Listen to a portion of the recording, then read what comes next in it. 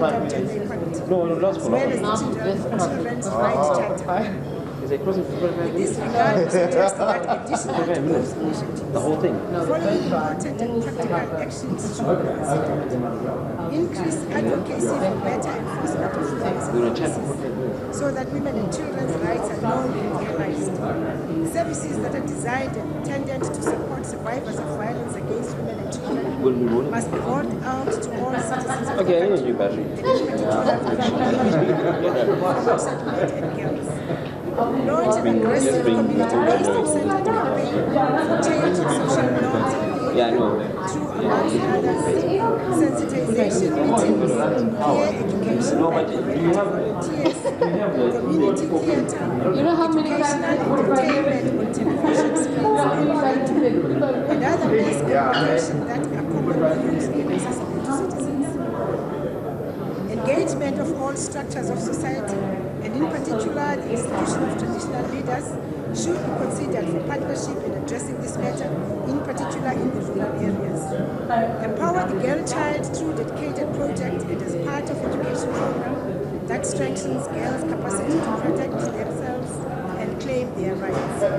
Men and boy child should be engaged so that they contribute to end this violence against their sisters. Honorable Chair, gender equality should be integrated at all levels of education, from early childhood to higher education, both informal and formal sector. Lastly, an equal society, free of violence against women and girls, is possible, and we must double our efforts to achieve this goal. I thank you. Thank you very much. Now I call then on Honorable Carter. Can you continue the debate? Thank you, Chairperson.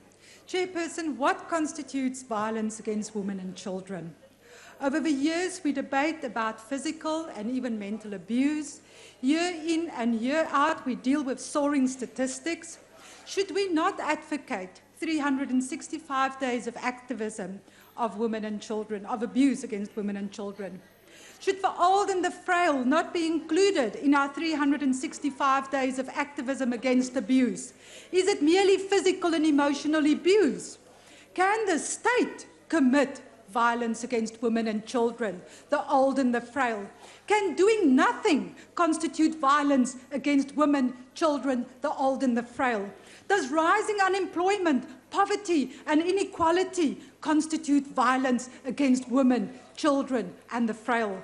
Do failed policies that perpetuate economic and social decline constitute violence against women, children, the old and the frail? Do failures in the progressive realization of human rights enshrined in our Bill of Rights constitute violence against women, children, the old and the frail? Does the indifferent and bad implementation of government programs, the failing service delivery, constitute violence against women, children, the old and the frail? Does government's failure to mitigate against the natural forces of drought constitute violence against women, children, the old and the frail? Are the hashtag Fees Must Fall uprising indicative of violence against women and children? In our academic literature, all of these actions and inactions and failures by our state constitute forms of political violence. All of these actions and inactions and failures constitute violence against women, children, the old and the frail. Violence against women, children, the old and the frail is not just a physical issue. A non-breastfeeding mother or granny sitting by the side of her grandchild or child in a hospital without toilet paper, soap, hand sanitizer, no food, being chased out of a ward after visiting hours at night to sleep outside the Johannesburg General Hospital is abuse of women, children and the old. Robbing any person from his or her dignity is abuse. I can continue with examples, but unfortunately we do not have a luxury of time. Violence can and is being perpetrated socially and economically, and in the way government governs or does not govern. The House and the Executive and our public administration need to do deep introspection, acknowledge that it has failed. Let's be realistic. the only persons that can change this. Listen to the wise words of Honourable Gandhi. Member, your time has expired. Thank you very much. You have to be the change you want to see. Honourable Member. Listen to Madiba. Honourable If the Member, your ANC time has government does to expired. you what the apartheid government did to you, Honourable then Member. do to the ANC government what they did to the apartheid government. I thank you. Honourable Dudley, can you continue the debate? Thank you, Chair. Another year and 16 days of activism of no violence against women and children is back on our agenda, this time with a slogan that starts with "Count me in." Honourable Ministers, government's commitment to being counted in is sadly lacking credibility right now, as a program urgently needed for women and children subjected to violence and in need of shelter has not received the priority attention desperately needed, despite ACDP efforts to draw attention to it. Now, in asking the Minister of Human Settlements why this vital program has not been approved, we were told that the draft Special Needs Housing Program policy was yet to be subjected to the policy approval and decision-making process. It is now 7 months since the policy was presented to the Department in a national stakeholders meeting, and at the close of the workshop it was stated that the policy would be presented at a joint MINMEC at the end of April 2015. We're also told that MINMEC Forum has sat 4 times since the presentation. Now, this policy will enable MPOs to apply for capital from the DHS to provide suitable group housing opportunities, and a number of proposed projects have already got funding commitments and are desperate to go ahead. Abused women, usually physically and emotionally, often arrive at a safe house accompanied by a police officer. One carer described it like this: "Imagine the shame she must feel. Now this woman is standing in front of our door with a bleeding lip and a black eye, clutching her terrified children by the hand, desperate for help and in urgent need of a safe alternative home. We realize all the courage and desperation it took to take this step, and this makes it almost inhumane to have to turn them away due to lack of space. We squash up women to make space, but there's a limit. These women then so easily get dragged back into their situation with promises of change which never last. This is when they are in the most danger, when most victims are killed or seriously assaulted. This is the time when we could have made a difference if we had had the space. The need for these caring services sadly increases on a daily basis. Others in our society affected by this policy are orphans and vulnerable children, older people, people with disabilities, victims of domestic violence, terminally ill and frail people, totally destitute people, those receiving substance abuse rehabilitation services, parolees, and people released on probation, and victims of serious crime and human trafficking. So you can see how serious it is. Honourable Ministers, we implore you to request that a special DHS MINMEC meeting is convened during these 16 days of activism before the end of this year to discuss and approve the Special Needs Housing Program policy.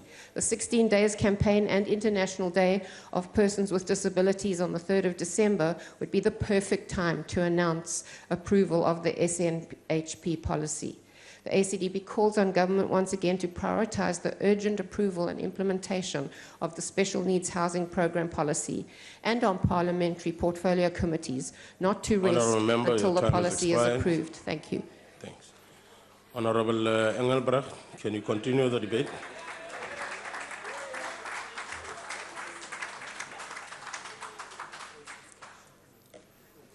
Mr. Chair and members of this joint sitting, exactly 1 week ago, an 80-year-old woman was brutally murdered in her home in Phoenix, KwaZulu-Natal. Mari Mose, a grandmother, was dragged into her kitchen and stabbed to death in a place she considered safe, a place that should have been safe, her home. In this crisis period of violating the human rights and fundamental freedoms of women and children, the ANC Women's League has blatantly ignored the pleas of their mothers, sisters, and children. In this beautiful country, an estimated 1 in 5 women will be a victim of rape or attempted rape in her lifetime. Statistics informs us that a woman dies every 6 hours. at the hands of her husband or her boyfriend every 6 hours. This means that intimate femicide has become the leading cause of female homicide in South Africa. Women and children who are subjected to physical, sexual, and psychological abuse cut across income, class, and culture, terrifying our homes, our neighborhoods, and our schools. Violence becomes perpetuated due to the psychological long-term effects of children exposed to violence, with an increased risk of them going on to commit similar acts of violence, exacerbated under conditions of poverty. After 21 years of ANC democracy, the triple challenge of poverty, inequality, and unemployment has not been addressed. All conditions under which violence thrives. Since 1994, government has been very honourably developed several pieces of legislation to redress the wrongs affecting women and children. And in Afrikaans we say, papier is baie geduldig. I ask, has this legislation prevented the statistics regarding the deaths of abused women and children? Honourable Chair, if legislation is passed to protect women, why are our abuse and crime statistics still on the increase? Have we become a nation where men are allowed to abuse their partners? Have we become a nation that accepts abuse? Difficulties in implementing and enforcing laws aimed at empowering women and ending violence against women and children show a gap between policy, the legal framework, and the daily lives of the majority of women. The experience of women in this country and elsewhere globally reveal that laws on their own are not enough to create the requisite change. It is clear that gender-based violence prevention is failing our vulnerable women. Not only the laws need to change, our value system needs to change. And once again, a year later, we have the opportunity to set this right and steer the lack of consideration from the ANC for women and children on the right path. There needs to be a focus on primary prevention rather than reliance on the use of criminal justice mechanisms. South Africa needs a comprehensive, scientific, evidence-based approach using femicide data as a reliable and valid monitoring tool. And there must be a focus on primary prevention rather than reliance on the use of criminal justice mechanisms. The South African Police Service, together with the criminal justice system, needs to put in place measures to improve investigations and conviction rates, with a higher priority given to female homicide. After a report, local police are unlikely to locate and apprehend the suspect, much less conduct an appropriate forensic investigation of the crime scene. In 2012, only 1/3 of crimes against women that were reported were prosecuted. If the victim's case makes it to court, they may be forced to testify in front of their attacker. They are often blamed for the abuse, or their testimonies about the abuse are disregarded, or they remain silent because of the intense stigma attached to rape. When there are no real consequences for rapists and criminals, vulnerable children and women are left to pay the price. This time a year ago, the nation was promised not just 16 days, but 365 days of activism against abuse. Did this promise take place? No. No.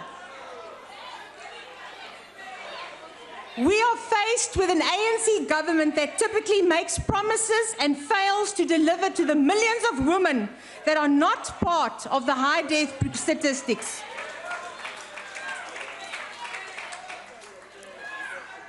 There is a brigade of abused women, women who are walking around with bruises, unknown and unseen, bruises hidden beneath pieces of clothing, bruises to the soul, bruises to their character, bruises to their personalities, and bruises to the promise of a better life.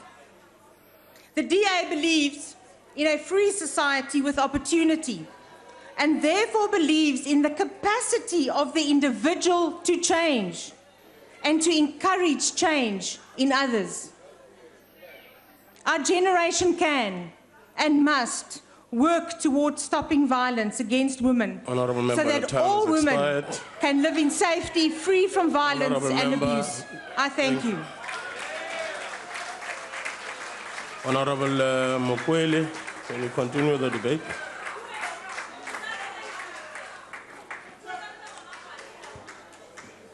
Honorable Deputy Chair, every year we sit here, debate amongst ourselves the plight of women and children, but the society continues to fail them. We have failed our women and children, and this is how we have failed them. Rent them up, keep quiet. A 15-year-old Rihanna Mushwasho from Kimberley has been missing since 2010. We don't know what happened to her, whether she is dead or alive. We as the society, we have failed her. A 69-year-old Susan Matlapeng from Mukhwase, Ward 10, Moses Kotane Municipality, was brutally murdered on the 17th of July 2013, and no one has been arrested. Parliament has failed her. Mukhopudi, a child of Madigwe, Ward 19, in Moses Kotane, Bujanala region, was brutally murdered.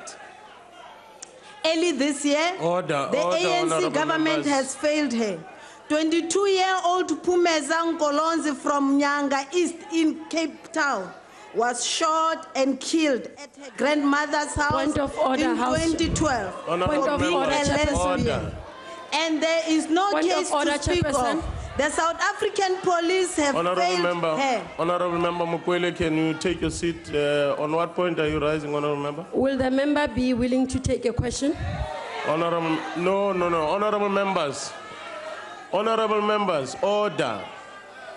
I thought according to the rules, I must first ascertain as to whether the member is prepared to take a question. It was only fair. Honorable Mokwele, are you prepared to take a question? Yes. Why should I take a question from here? I'm not prepared.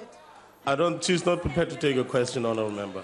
85-year-old Gogo Majola from Ward 55 under Councillor Vusi Gabashe in Durban stay in a house that one side has collapsed, in imminent danger of rape and murder.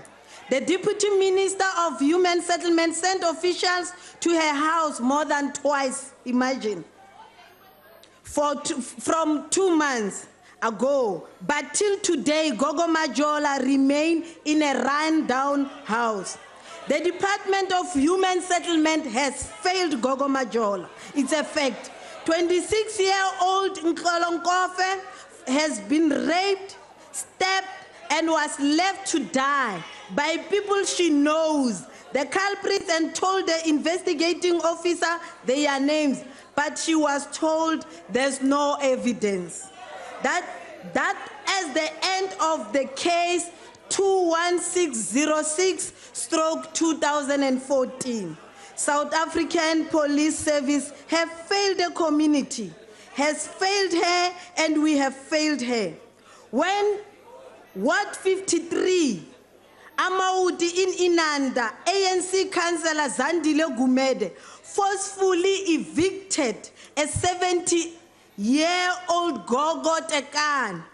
She was left with a broken leg. That is what you are good at, ANC. 13-year-old Lukanda Bika from Nkanini, Khayelitsha in Cape Town was stabbed to death on the 15th of September 2013 at 12 noon. That is what you are good at, DA. There's no case to that effect. The case is in Harare police station. They have changed investigators more than twice. Just imagine. This is the reality of women and children and many more countless in numbers whom as society, as community, the ANC government failed dismally. As we approach the 16 days of activism against women and children abuse, we must all remember we need to stop failing our women and we need to stop failing our children.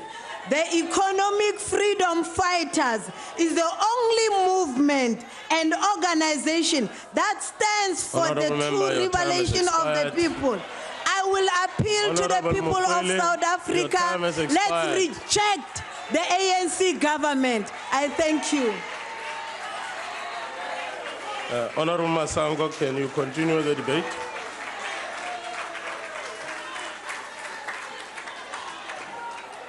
Honorable Chairperson, Deputy Chairperson, South Africa would easily scoop the Lifetime Achiever Award for progressive laws and as a signatory on all international, regional and continental agreements on child rights protection. Yet, when it comes to implementing, monitoring and evaluating the impact of those very laws, South Africa would serve time in prison. Violent crime and abuse of children is well documented, and speaker after speaker has covered this aspect in this very debate. I will commit my brief contribution to what I call legal abuse of children by the current ANC government. The unabated, multifaceted nature of the increase of children's vulnerability in our society cannot be overstated. It is best described as the government's chronic failure to manage, coordinate, implement, and monitor child laws. Each time the ANC government fails to create an environment that is conducive for job creation, our children suffer. Each time government fails to fulfill its commitment to absorbing social work graduate it has trained, our children suffer. Each time government does not adequately fund NPOs who are at the coalface of our children's challenges, our children suffer. Honorable Deputy Chairperson, violence against women and children does not only occur between 25 November and 10 December.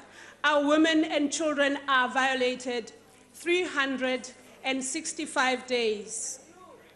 This is unacceptable. And my recent to a home for abandoned children in Bronkhorstspruit recently sadly put into very clear perspective how the violation of children's rights goes unchallenged in this country, subjecting children to secondary abuse as if lying in a shallow ditch in a plastic bag is not horrific enough. The social worker at this home for abandoned children told in excruciating detail of an incredible story of how the Home Affairs employees in Bronkhorstspruit sent her and the baby from pillar to post for a simple registration of birth, trying as hard as possible to find a reason why they will not provide a service to a child who has already suffered so much in their 3 months of age. Each day, this service was denied for no apparent reason. The constitutional rights protecting this child are flouted, and that, Honorable Deputy Chairperson, is abuse. The current system has failed to protect this child. The Department of Home Affairs, the officials working on this case, are dismally failing this baby. What kind of a nation are we creating? How do we expect our children to deal with issues when we render them chronic victims? We cannot turn back the hands of time and correct these wrongs that we are committing against the future custodians of the very laws we are flouting at the expense of our children.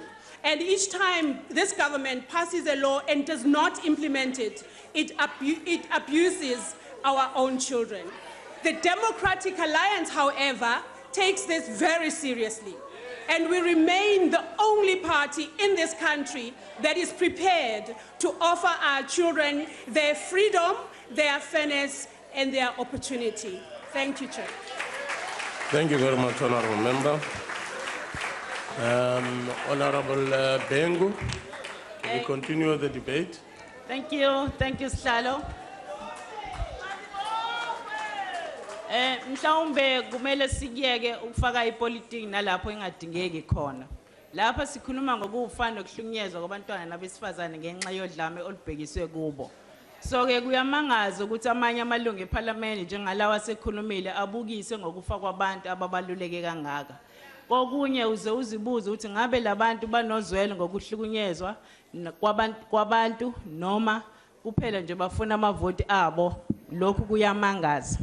Abanye besifazane bayahlukunyezwa ngokungakhokhwa kwezondlo, yingakho kunamalungu eParliament aphuma emaphepheni angasikhokhi isondlo sabantwana, banesibindi sokusukuma la babanga umsindo kanti behluleka ukondla imindeni yabo nabantwana. This is shocking. Uphinde kumangaze ukuthi nalamaqembu aphikisayo ODA no EFF bakhuluma kangaka nje akukho lutho bakhuluma ngakho kuma manifesto abo. Akukho lutho abakhuluma ngakho kuma manifesto abo ngamalungelo abantu besifazane. Yingakho thina kungasithusi kwi-ANC ngoba yithi kuphela esibhekelela amalungelo abesifazane nabantwana. Therefore all of them Point of order. Point of order. Point of order. Is that a point of order? Is the member prepared to take a question about Mantuli? No. Order. About Mantuli. Honorable members, order. Honorable Bengu, Honorable Bengu, yes, sir. Are you prepared to take a question? No, ngeke baba. Okay, she's not prepared to take a question. Can you continue with the debate? Chairperson, last year the cabinet approved and adopted the theme for the 16 days of activism for no violence against women and children. That is Count Me In, Together Moving a Non-Violent South Africa Forward, to be the theme for the next 3 years. Also, all members in this August House committed to be counted in the fight against gender-based violence. I hope we have all done our bit in this regard, because the community safety is my and your safety. Last year, on the 25th of November, at the International Day for No Violence Against Women and Children in Reka Park, Egoroleni, His Excellency the President Jacob Zuma said in his keynote address that the 16 days of activism for no violence against women should be extended to 365 days of activism for no violence against women and children. What does it really mean to all of us here in this Parliament, and both public and private sector? The 365 days of activism means that we have to be active in our areas of responsibility. To have to improve means that we have to be active. We have to improve implementation of the laws and programs, review, monitor, and evaluate all initiatives aimed at eradicating violence against women and children, and speak out against this scourge. Gender equality and freedom from violence are a prerequisite to sustainable development. Our government understands this clearly. Hence, its approach is radical socio-economic transformation. Honorable Chairperson, South Africa, as a signatory to the international instrument, is required to establish measures on the advancement of women empowerment, the promotion of gender equality, and the eradication of violence against women, and continuously review these measures to ensure their relevance. Further, the Constitution of the Republic of South Africa for 1996 states that equality includes the full and equal enjoyment of all rights and freedoms. To promote equality, legislative and other measures designed to protect or advance persons or categories of persons disadvantaged by unfair discrimination may be taken. The National Development Plan Vision for 2030 places emphasis on building safer communities through an integrated approach. One of the outcomes identified in the medium-term strategic framework 2014-2019 is to ensure that all people in South Africa are free and safe. In order to realize the vision of safer communities, there is a need to focus on the prevention of gender-based violence through strengthening of response, support, awareness raising, intervention and communication and information sharing. In compliance with its constitutional and international obligations, South Africa established strategies, mechanisms, and policies to address gender-based violence, and it continuously reviewed them to ensure their relevance. Those of you who have been here for some time will remember that there was a crime strategy called the National Crime Prevention Strategy, which has identified violence against women and children as a priority crime to be addressed. A lot was achieved under this strategy. However, it has its limitations. Therefore, a new strategy, the Justice, Crime Prevention and Security Cluster Strategy, was established. One of the pillars of the NCPS and the subsequent JCPS is victim support and victim empowerment, which introduced a new victim-centered approach.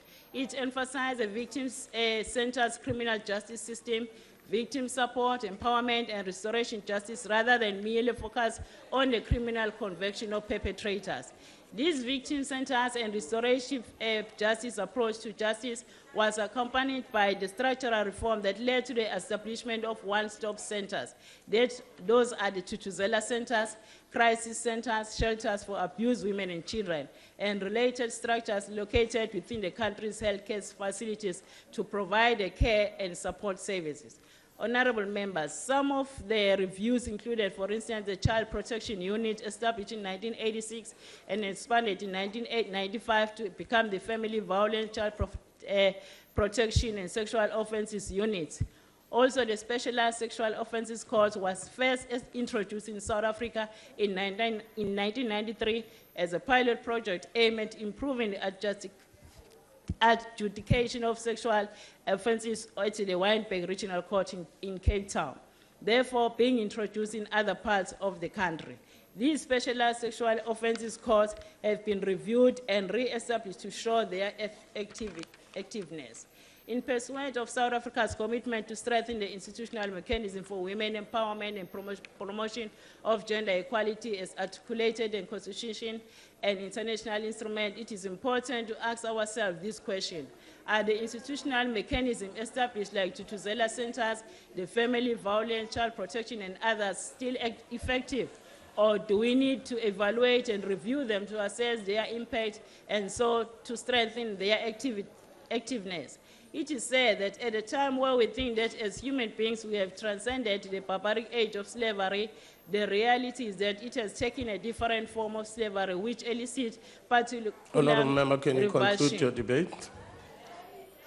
Trafficking in person, normally referred to as human trafficking, women, girls and boys are trafficked into sex and labor industries. This raises the issues of gender discrimination and oppression.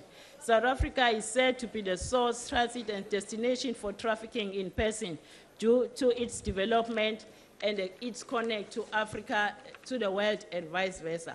Countries such as Lesotho and others around South Africa has Honourable Member, your time has expired. Between the countries. Therefore, your time has expired, honourable members. Honourable members, sometimes we need to be very sensitive to what is before us or what is facing us. I gave the member the benefit of an extra couple of seconds precisely because of it that she does not have the benefit of the clock before her.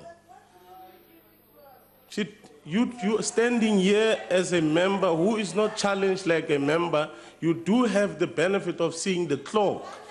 And therefore, I gave the member the benefit. And even on that, honourable members, seated here, the rules even allow me to use my discretion.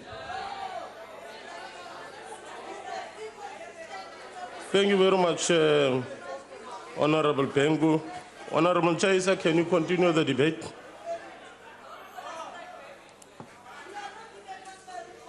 Thank you very much, Honourable Chairperson. Sometimes it is very difficult to tell one man to remove a speck from his eye, whereas you've got a beam in your own eye. The protection of women and children is a responsibility for all of us. The 16 days of activism of no violence against women and children should neither be the start or the end, but the reminder of what is supposed to take place every day. From time immemorial, women were regarded as the beauty of nature and children as innocent souls. I remember now from the Bible that Jesus Christ once said, let children come to me because the kingdom of heaven is theirs. Yeah. It cannot be correct, therefore, that we abuse and be violent to women and children. Actually, they should be protected and praised. Strides have been made and are being made towards dealing with the violence against women and children, but it is not enough. They are severely affected by the socioeconomic challenges. They are sometimes left destitute in dysfunctional families. Some of women are still enduring domestic violence for the sake of their relations and for the sake of their children. What a state of affairs. It is violence when women and children have no source of income, no place to call it home. Let us not abuse women and children. Some cultures still believe that women's place is only in the kitchen. That is a mistaken understanding, and it should be done away with. Sometimes they are raped, and because of trauma, they fail to present their side of story in the courts, and rapists now would successfully escape with murder. In most cases, they are failed by our justice system. We call upon the government to provide safety and shelter for both women and children. They are our idols and the idols of the nation. Instead of violence, let us provide care and motivation for the women and children. They should not be abused, but loved, protected, and valued. We should allow them to gain confidence and self-esteem. Government departments should come up with clear programs that will assist women and children. Presidents should also spend more on developing women and children through specialized programs. Throughout the year, the protection of women and children should be something indelible in our minds. Honourable Member, your time has expired. Thank you very much. Honourable Plahama, can you continue the debate? Thank you, Honourable Chair. Honourable Chair, South Africa is a very sick society. And the most sick people are men. Chairperson, lebaka la hore ke bue bjao ke ka baka la hore matšatši he mosadi a nyalwa a ka ba nyalelwa hore a ba bolaiwe ke monna a ileng a mmotša hore wa morata. Today mo South Africa he monna a nyetše mosadi o tshwana le a mo owner. Mosadi o jela ditokelo, mosadi a sana a say. A marriage can be a hell on earth. Ho ka botšiša banna ba bantši mo South Africa ba na le dinyatse ba nyetše. And ho botšiša gore why monna a nyetše a na le nyatse. And nyatse a nang le yona e iphitlha le monno ya ba ya ja tšhelete ya monno ya lebala bana ba mosadi yo a nyetšweng ke monna o. And mo South Africa mo re leng mo ya mosadi a sotla ya ko kerekeng mmotša gore no mosadi ko o kgotlelela mosadi ke lapa le a nyetše ke phoofolo. Lena banna ba South Africa he lo reng you are serious ka gore se ka ra hatelela basadi tloelang dinyatse le lebelele basadi ba lena ko gae. And lena basadi if e le gore le serious ka gore le nyaka gore le tšwe mokgatelo le tloelang go tšea banna ba basadi ba bangwe. Because lena basadi you are your worst enemy. And lena basadi today reka di phone ja di camera le tsena mo mmerekong motho o fa mmereko ka thobalana mo je snipe. I just want to tell you, I can go English.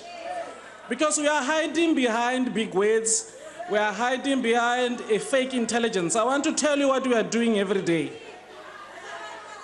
Herika or as an object of happiness as men. We will respect men in that regard. Herboja Musadi Ramrada can netebel a human being. Not a muto, Kinyakaori, he can always stress and relieve as a man. Then in that way will be true men who respect women. Herkababa Navarana Musadi Alebutzi, Botsavara will embrace with dignity. Rasrem Mona Ravara Jigaram Level Lakamrao will be true men indeed. I want to tell you because what you are saying is not what is actually happening outside there. Lena Lituba Mizabatu, Alena Tavalabana Babatu. We are very selfish people. Thank you very much. Honorable Godi, can you continue the debate?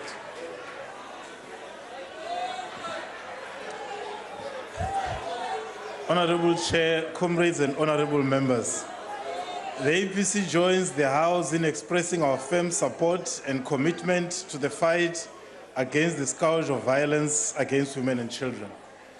As the Minister for Women correctly pointed out, we must guard against ritualizing the campaign into an annual 2-week campaign. This is a campaign all year round. It's about changing paradigms, raising consciousness. There is nothing manly about the physical and emotional abuse of women and children. The APC wants to stress and highlight the particularly precarious position of women with disabilities. Their levels of vulnerability are multiplied many times over. The APC call on all leaders to always talk about this issue every time they take to public platforms, be it in political meetings, funerals, weddings, etc. Violence is particularly pervasive amongst economically marginalized communities. Thus, working-class women suffer not only economic deprivation, but also the violence latent in patriarchy. One of the critical ways of fighting patriarchy is to economically empower women. As things stand, African women bear the brunt of both poverty and family or spousal violence. Thus, our level of progress in the fight against the abuse of women and children can only be correctly gauged by the position of African women. The poverty, inequality, and unemployment that afflicts the majority of our people is in part an impediment to the normalization of societal life. We therefore must stress the point that the socio-economic power relations created under white minority rule must be smashed, for it rests on the super exploitation of the African people, especially African women. Our mothers, sisters, wives, and daughters deserve better. I thank you. Thank you very much, Honorable Godi. Honorable Taravela Machesi.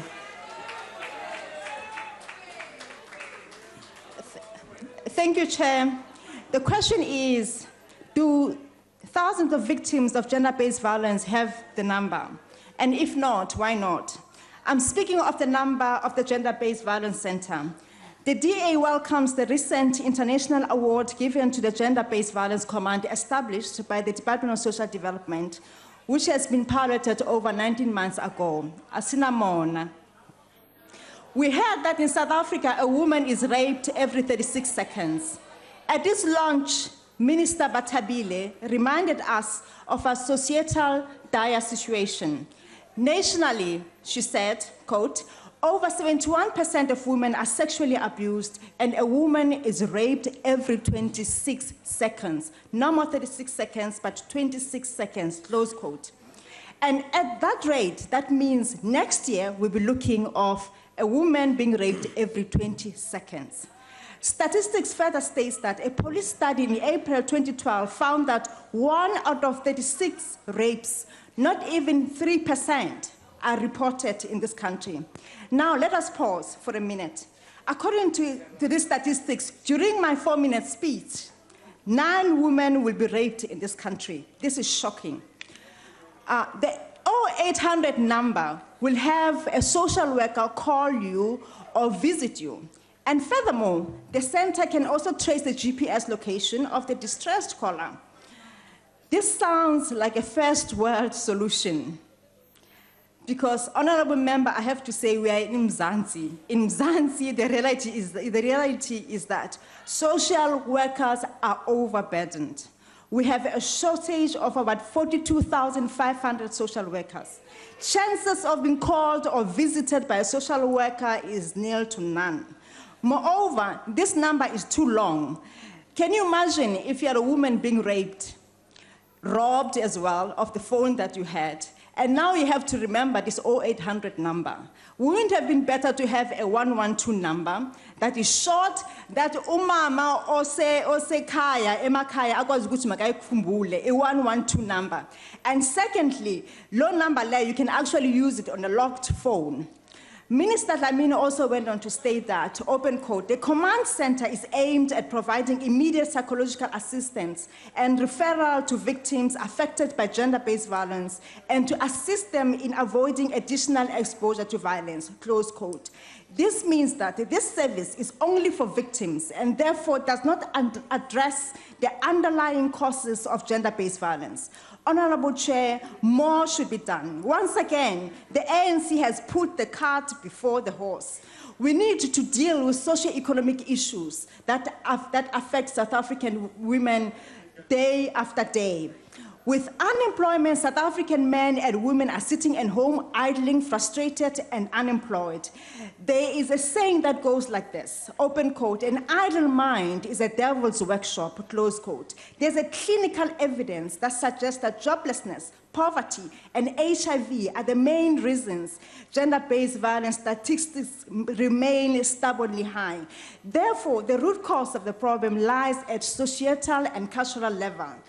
These are the areas where we expect the measures of the government, whereby the government must intervene.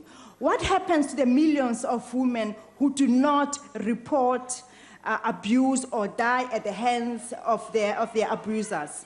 Is the contact center going to help them? What about the women in the rural areas? No. During the 16 days of activism, this government should form strong partnerships with the NGOs and interact with our society to change accepted stereotypes and cultures and ills. The president should care more for the people of this nation than for the ANC. Thank you very much. Honorable Dlamini, can you continue the debate?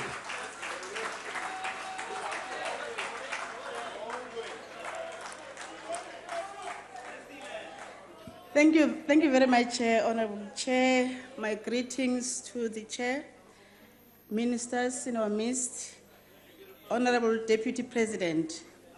I was just asking myself that I wonder who is the horse and who is the cart in terms of the issues of women. Honorable Chair, I do want to say that it is an insult to South African people to call them a broken nation, as it was said by the DA member. It is an insult. We are not a broken nation. Maybe you are broken, not the South African society. Honorable Chair, we know that most of us, English is not our mother tongue. It is very broad. For those speakers who are pointing fingers at the ANC and the government. Can you just take a seat? Honorable Member, on what point are you rising? I would just like to find out if the honourable member is prepared to take a question. Are you prepared to take a question, Honorable Dlamini? Outside, I will take your question. No, she's not prepared to take a question. Yes. Continue the debate. Honorable Chair, if the theme of the year is saying, count me in, and there are people who are pointing fingers to the ANC and government, they may have as well consider looking at their dictionaries, because it's far from what they are saying. Also, to put a tag on violence against women and children, it means you are not prepared to contribute. Instead, you want to stand by and watch the ANC and those who are willing to contribute in terms of dealing with violence against women and children. We are equal to the task as the ANC and those who are willing. We have been doing it in the past and we will do it to serve the people of this country.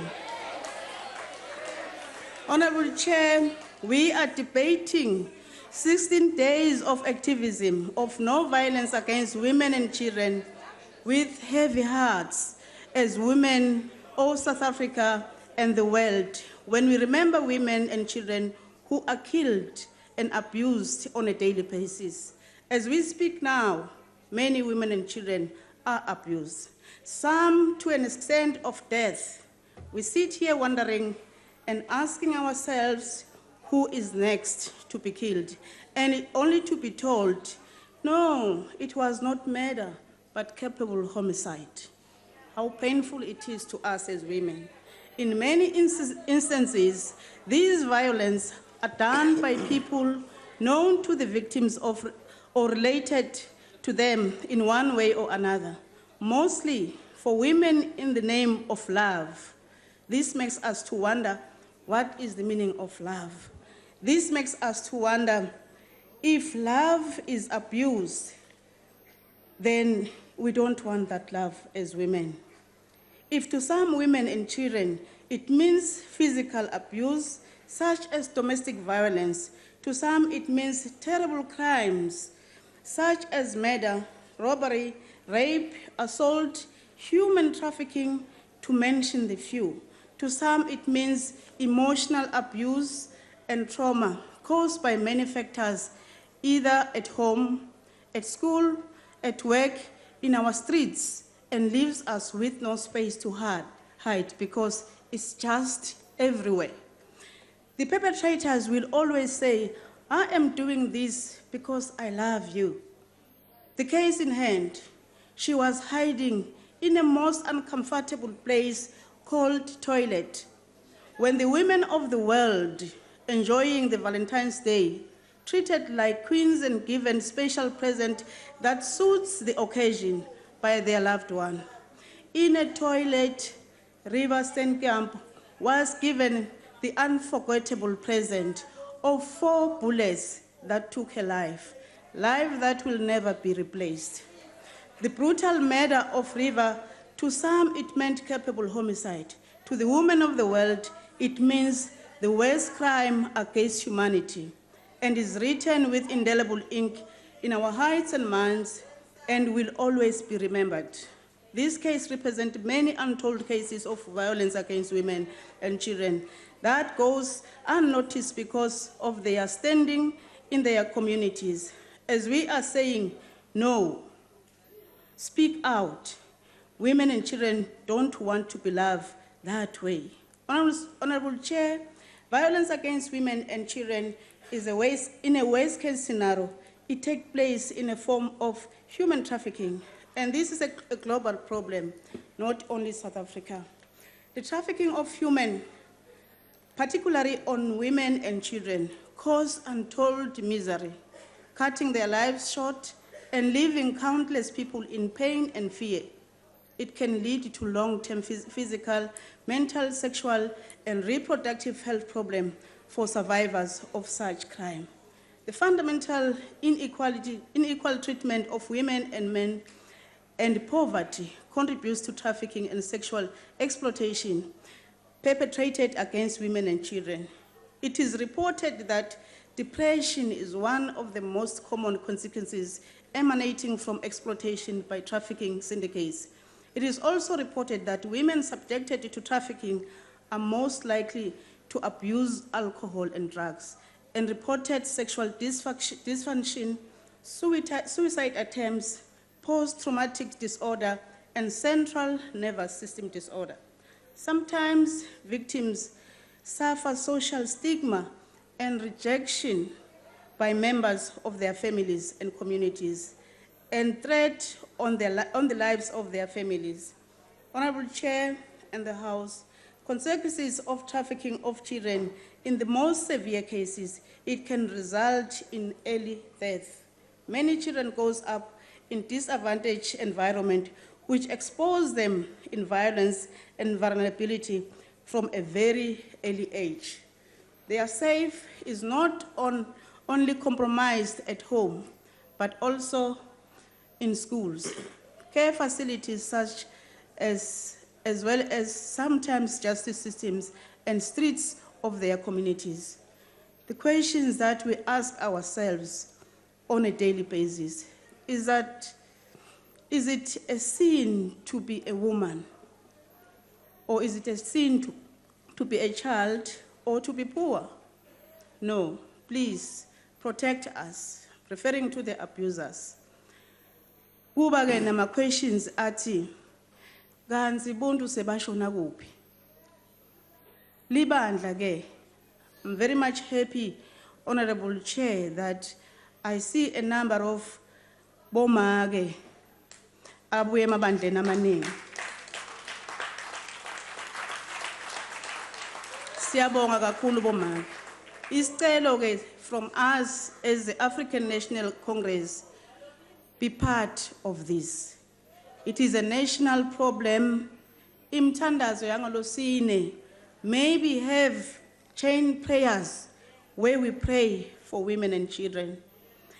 And again, sibuta kusiboba ke bona, laba bafanele bavikele bantwana nabobhuti, bavikele nabomake. Akusingi ibonje laba abusayo. Where are they? What is the role of a man in a family?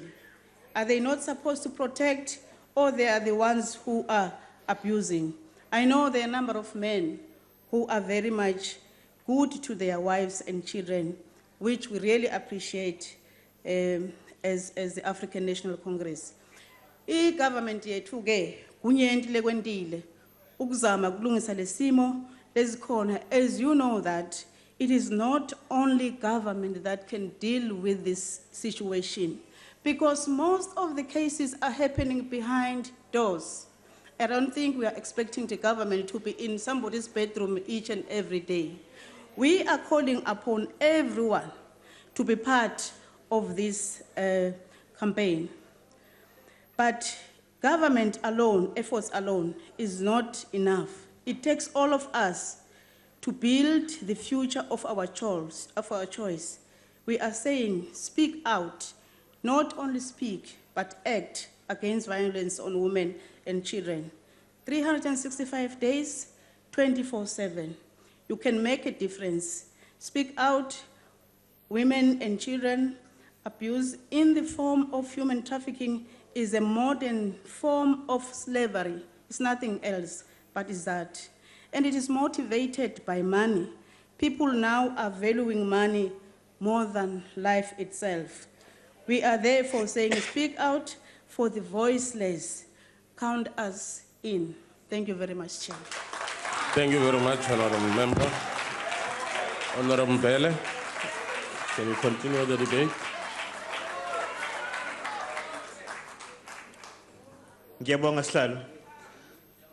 Chair, it is hypocrisy of the highest order for the EFF to come to this podium and pontificate about the need for the fight against the abuse of women and children when in their own benches and in their own leadership, they have at least Order, Chair. one maintenance Order. dodger. On what? Just take a seat, Honorable Member. On what point are you rising? This Honorable member must stick to his speech. Please. But I think we haven't even Please. heard what he said. Otherwise, Member. he won't finish his speech if he's going to us. Honorable Member, can you allow the member to present his speech? Continue, Honorable Member. Deputy House Chair, we can't have threats like that in Parliament being made. And I really ask you to withdraw that. You can't have somebody coming into the House of Assembly where we debate threatening that somebody won't be able to finish their speech. No, Honorable Member. This is a chamber of debate. People must be allowed to express their views. We were attacked from the podium by the EFF members, and they can't take their own medicine. That's the problem. Honorable Chief Whip Steenhuisen, I made a ruling on the matter to say that the member should continue with his debate because we have not even heard what the member had said. Can you continue with the debate, Honorable Member? Ngiyabonga Sihlalo, ngiyabonga.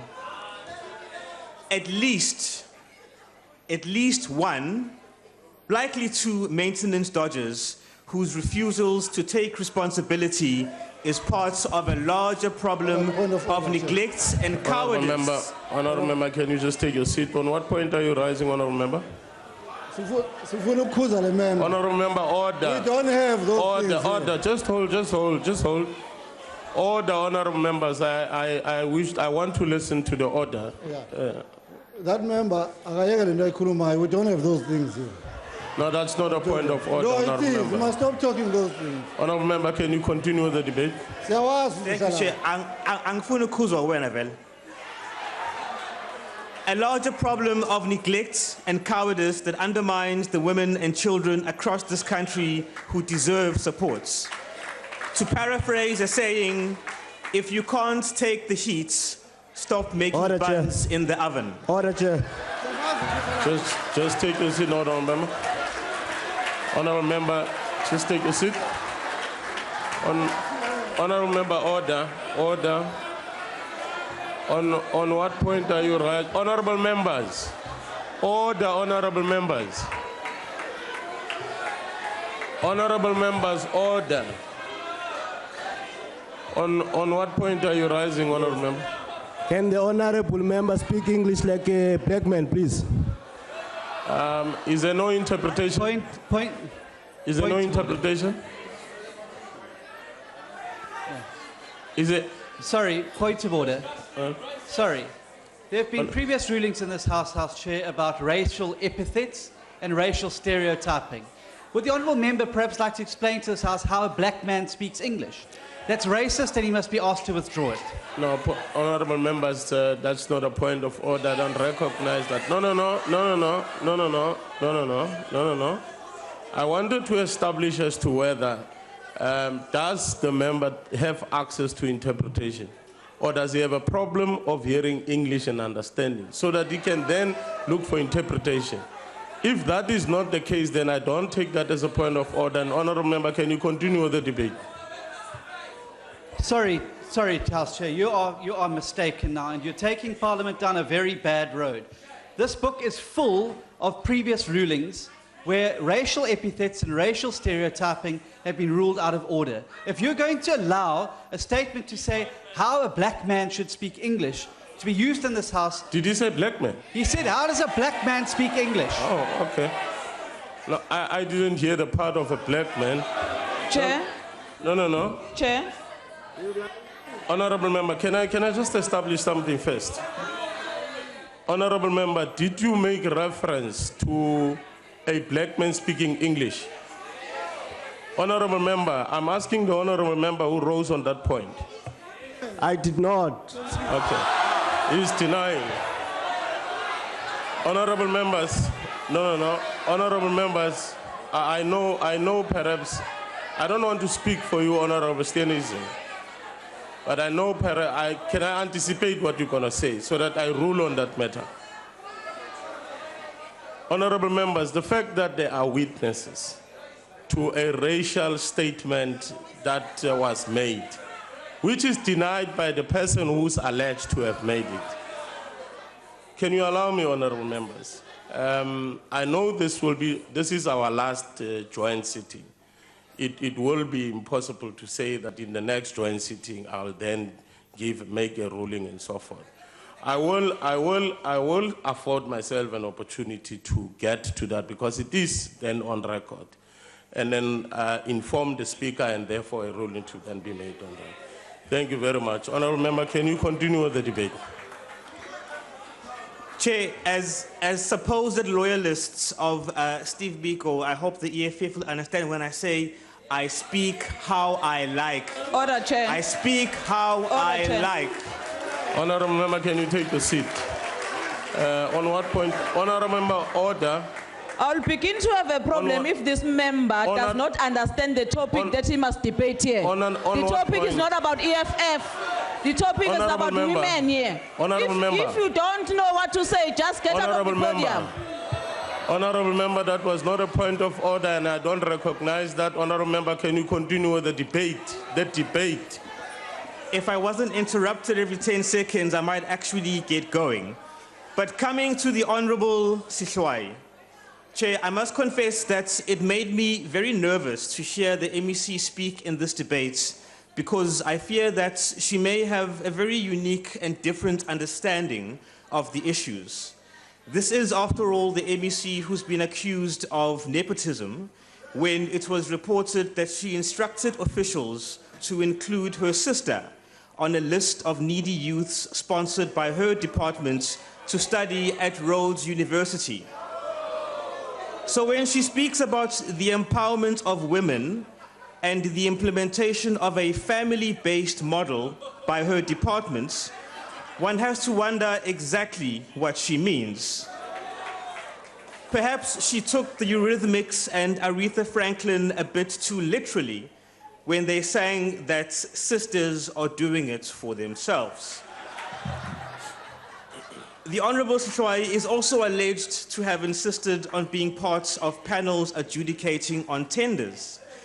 So when she speaks in support of this debate topic, does she mean count me in for 16 days of activism or count me in on the next tender? But that's not all, folks. That's not all. She's also said to have used government funds to pay for ANC Women's League veterans to attend a Women's Day celebration in the Free State, which effectively means she took money that should have been used to assist needy and vulnerable women and children and diverted it towards the one organization that would not know how to advance the cause of women's empowerment, even if it tried. But Chair, every day women are murdered, raped, and assaulted. And Minister Shabangu, I must say 30 seconds of hooting will do nothing to address this. What will address this is for the systems, structures, and processes of government to work. We need the 10-111 call centers to work effectively so that victims get speedy assistance. We need all police officers, invisible policing, and detective services to be fully trained on the Domestic Violence Acts, investigation skills in relation to domestic violence, the service of protection orders, and the treatment of vulnerable complainants. That is what we need to truly address the scourge of abuse of women and children. I thank you. Thank you very much, Honourable Member. Honourable Mpuni, can you continue the debate?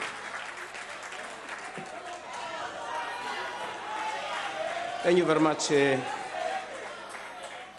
Honourable Chair.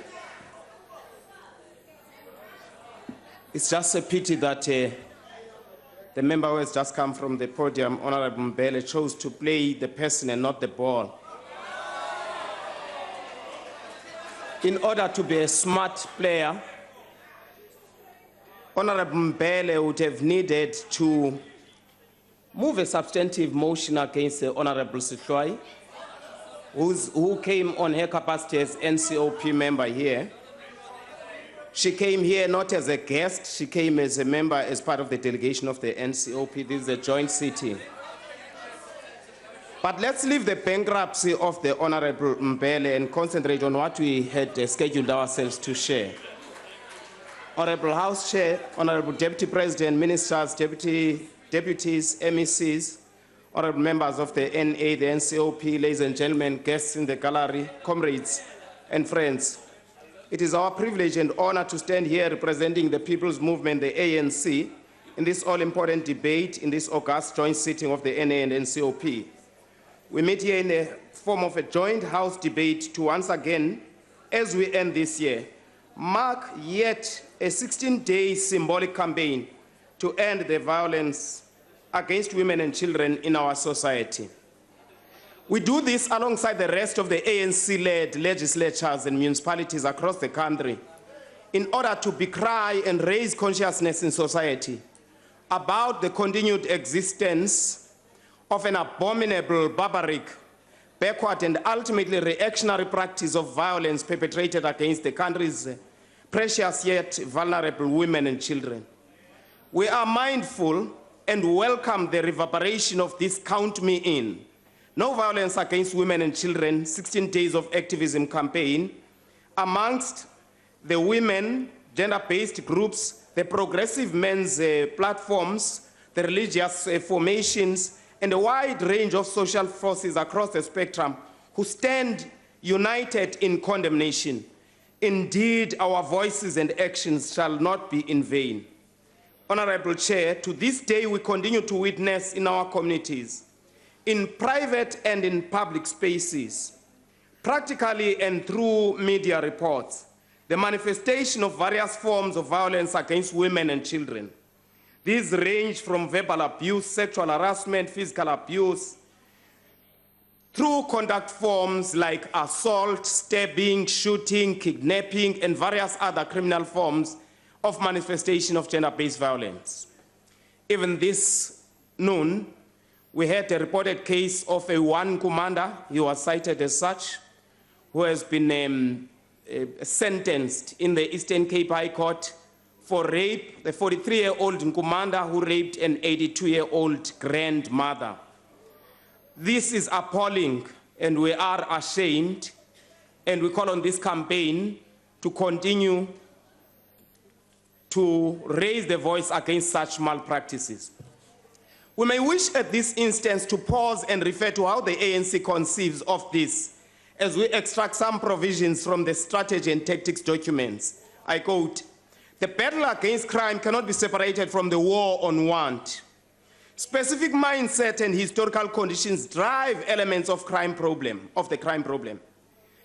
These are the proliferation of firearms, greed, conspicuous consumption, the psychology of patriarchal power relations and attitude towards weak members of society, especially women and children," close quote.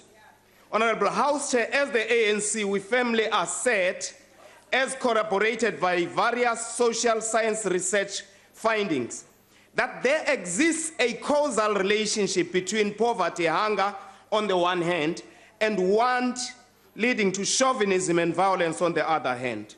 In other words, we are very firm behind the view that the more the social strife in our society, similarly, so shall there be the occurrence of violence and abuse against the vulnerable, be they the women, the children, the disabled people, and the marginalized in general.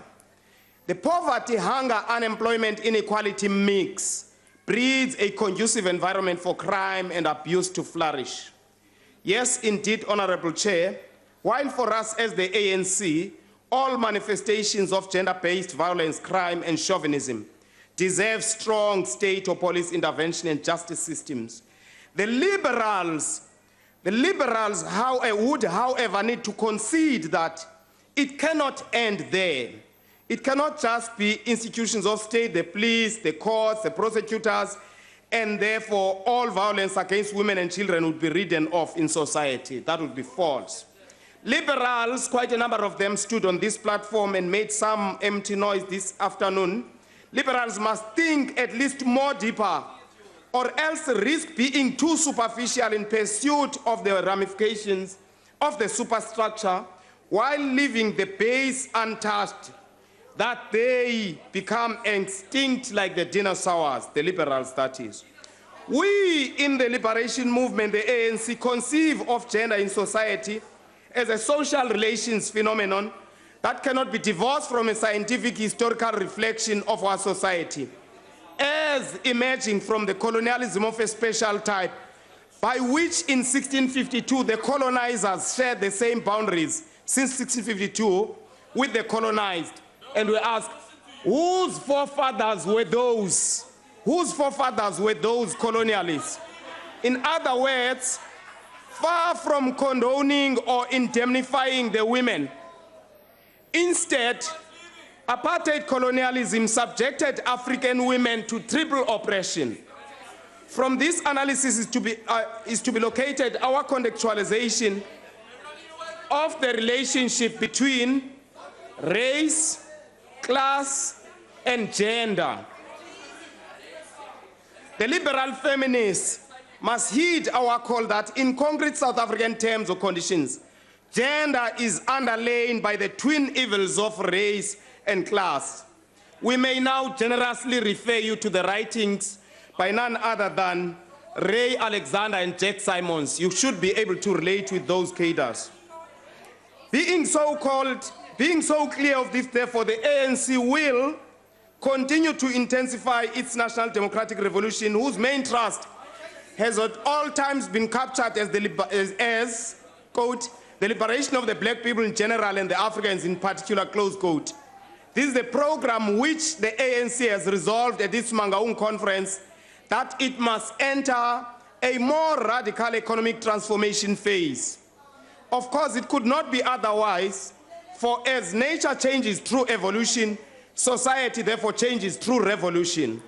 Of course, the revolution, to others, we may need to share this, revolution does not mean any opportunistic hijacking of all spontaneous social upheavals. That is a very dangerous, adventurous tendency of the West order.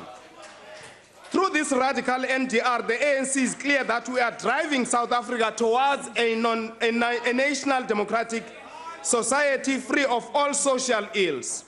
Such is a vision well articulated in the Freedom Charter. Because of time, I'll just skip.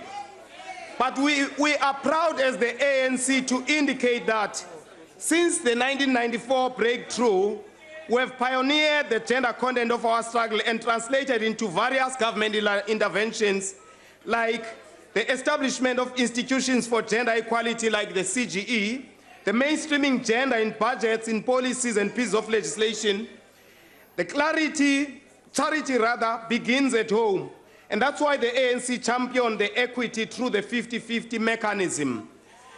Various socio-economic interventions in projects, in co-ops, and in the broader economy have seen the place of women being better. Indeed, we agree with Samora Machel that a nation cannot be free unless its own women are free. The ANC supports the campaign and wishes it all the best. I thank you, Chair. Honorable the Minister.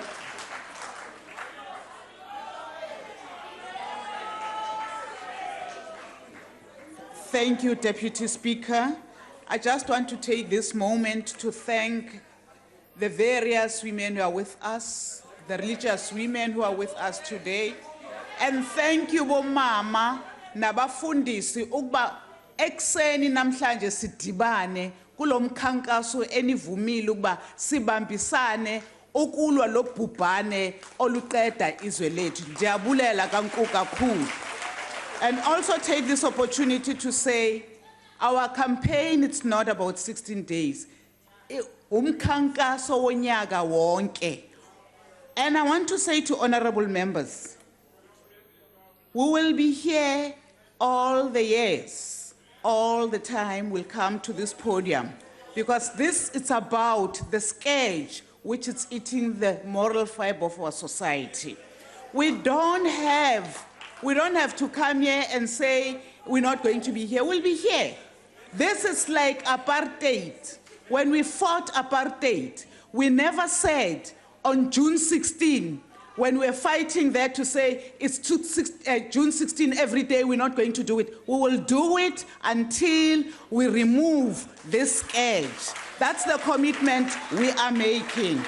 I also want to say, honorable members, it doesn't help for people to come here and complain. Ask yourself, as an individual, as a legislature, what am I doing to change the situation? Honorable Sheikh Imam, I agree with you. We have a responsibility. It's not about pointing fingers. It's not going to help us to come here and cheap politicking. It's not going to take us anywhere. As the ANC, as this government, we are going to come up with programs. We will review our programs on a regular basis as we are doing. We will make sure the call center created by the DSD, we improve on that. We're not going to rubbish it because that's delivery to our people. We might be reaching one person and it might mean making a difference in the life of that one person. That's what is important. It's not about coming here and critiquing when you don't have a solution. We, as this government, we are elected by the people to find solutions in addressing their problem. The scourge of violence against women in our country, it's a major thing. It's a challenge to all of us. For us, it's about being agent for change. If you come to this podium not saying how are you going to contribute, how are you going to make sure our campaign becomes a success, what is it that you're going to do? For us, the campaign of hooting, it's part of the noise, and which you are bringing on board in calling our society, raise your voice. Where is your voice, Honorable Robinson? At what point will you raise your voice? That's what is important. I am raising mine. When are you raising yours? I'm saying count me in. When are you going to be counted? That's what we need to do as this country. I want to say to Honorable Carter, let's not theorize about the pain of women in this country. We need to be practical. We need to change the lives of our neighbors. It's not going to help us to come and count stats here, and then you go home in your comfort of your home and do nothing. And because it's not helping, you will find me, Owakashaba ngumntwana, you will find her in the communities. Not only on the 16th day, all the days of my life, because that's where I belong. Come the 10th, you will find me in the Eastern Cape. Come in January, you will find me in Mpumalanga. If you are not there, don't blame me. What is your contribution? That's what you need to be asking yourself. There's no time for politics. To the EFF, I want to say, come 2019, you will find the ANC still ruling this country. To the EFF. On a point of order, House come Chair. on board. I want to say. Deputy Speaker, on a point of order. On a point of order, Deputy Speaker, I just want to make one thing clear. That for the ANC to be ruling today, they stole our votes. That's not a point of order. They Take stole the people's votes. That's why today Honorable they are in power. Minister, Come 2019, speak. we will rule this That's country. not a point of order. She's abusing the point of order. Thank you, Honorable Chair. I also want to call upon us. We can count the number of stats of women who have been brutally murdered in this gender-based violence. Not only those who have been brutally murdered, we also have those who are missing mischievously, whom we don't know what happened to them. Let's also look for those young women, like the woman in Paris, whom we don't know what happened to her. Let's look for that woman, not only those who have passed on, because we have an obligation as a country to get hold of all those women. Siyakuba. We call upon South African, count me in. Together, moving South Africa forward. Thank you, Chairperson. The time has expired. Order, Chair.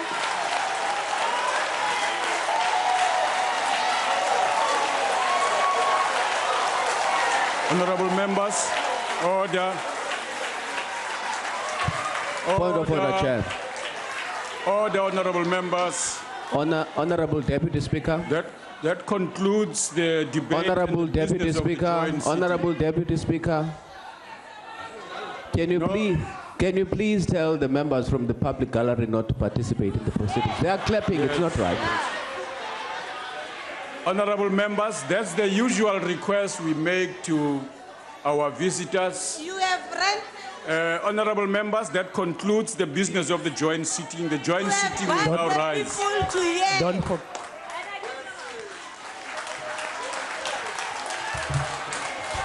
Rent a mop. That's what you are good at. Rent a mop.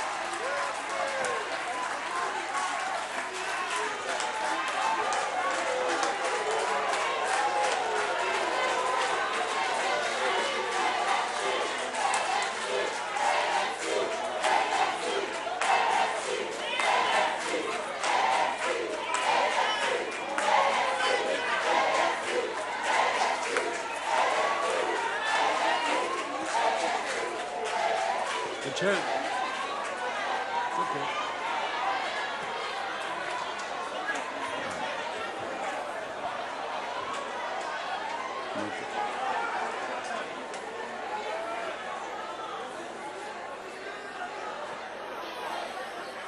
ANC must fall.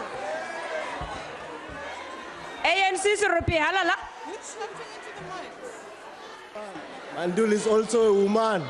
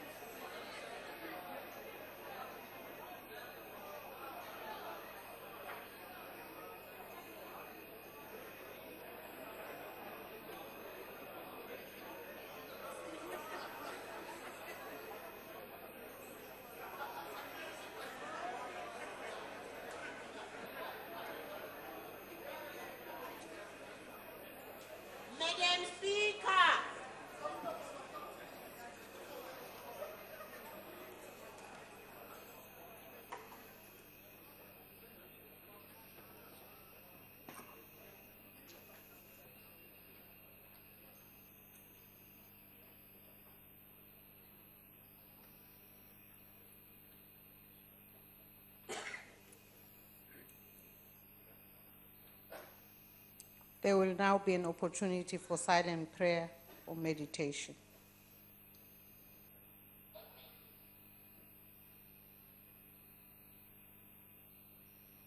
Please be seated.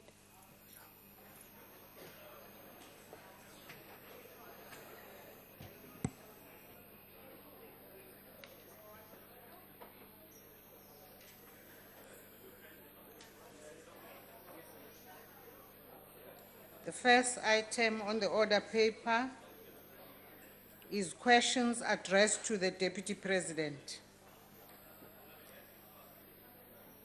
Honorable members, may I remind you that you may press the talk button on your desks if you wish to ask a supplementary question. I see I already have 2 members. The first question has been asked by the Honorable, the Leader of the Opposition. The Honorable, the Deputy President. Honorable Speaker, honorable members, thank you very much. I'm informed that preparations for the establishment of an alternative dispute resolution process are currently ongoing, and that this is as indicated by the President on the 14th of October, that an announcement will be made in due course in this regard, and one can expect that when the announcement is made, more details will then be available to all of us. I, however, in this regard, wish to inform the House that a summons has been issued against me in my personal capacity and 2 other parties arising from the events of Marikana in 2012.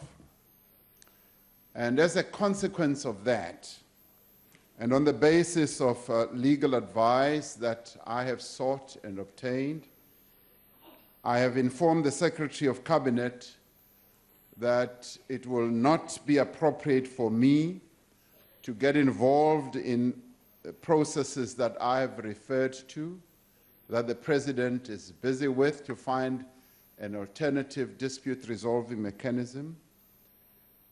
And therefore, even providing details in this regard, which I don't have and which I believe is not appropriate for me to get involved in, as I will soon be a litigant in this matter, I will therefore not get involved at all. I thank you. The Honorable, the Leader of the Opposition. Deputy President, without trying to complicate this matter, understanding your own legal challenge in this regard, what is factually true is that this massacre took place 3 years ago.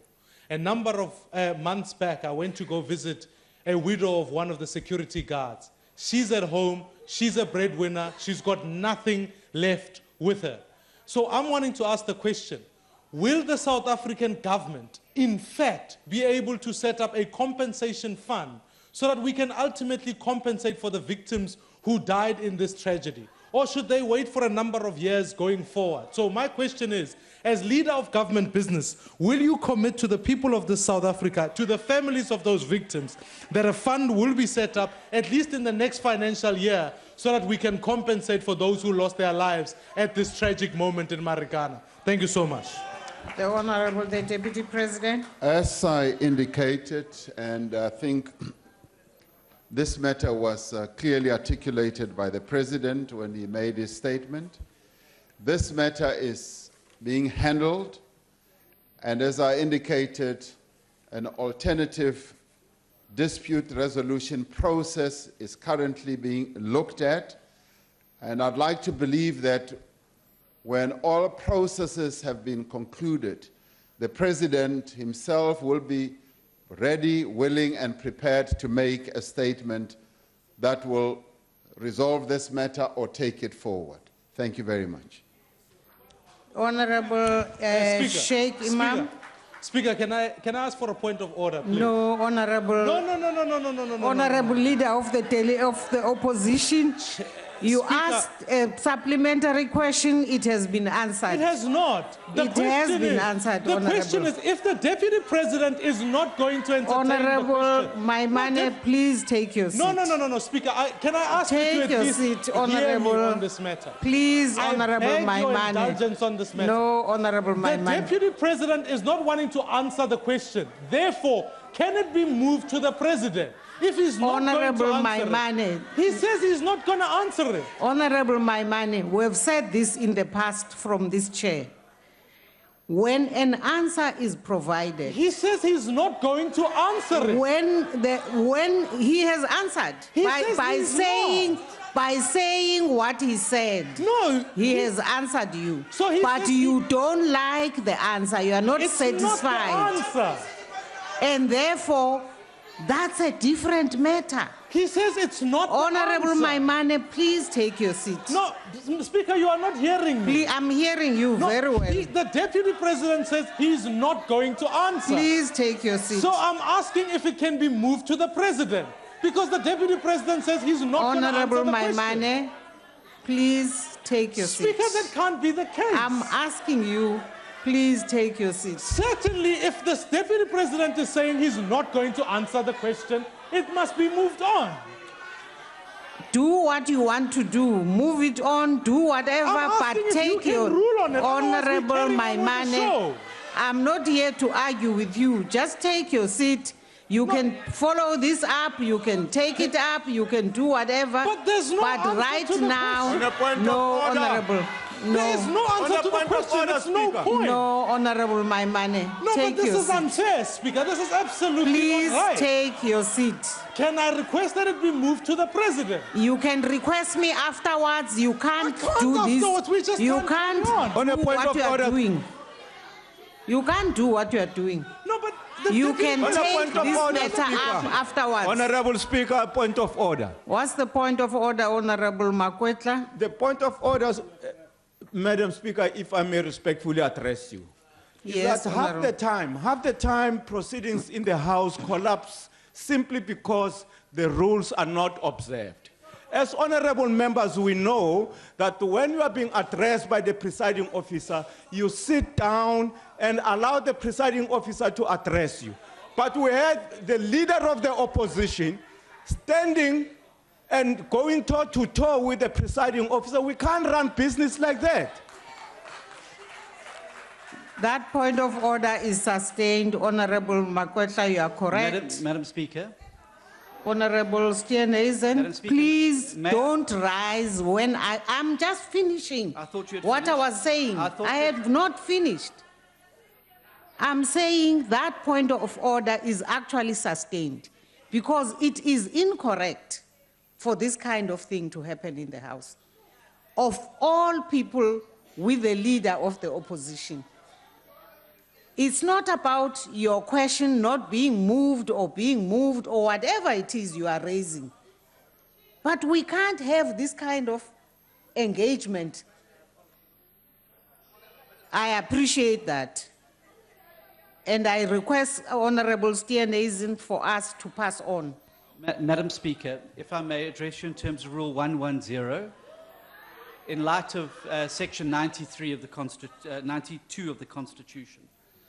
I fully accept the difficult position that the Deputy President finds himself in terms of the litigation, and we respect that. We're not going to probe in terms of the alternative dispute mechanism.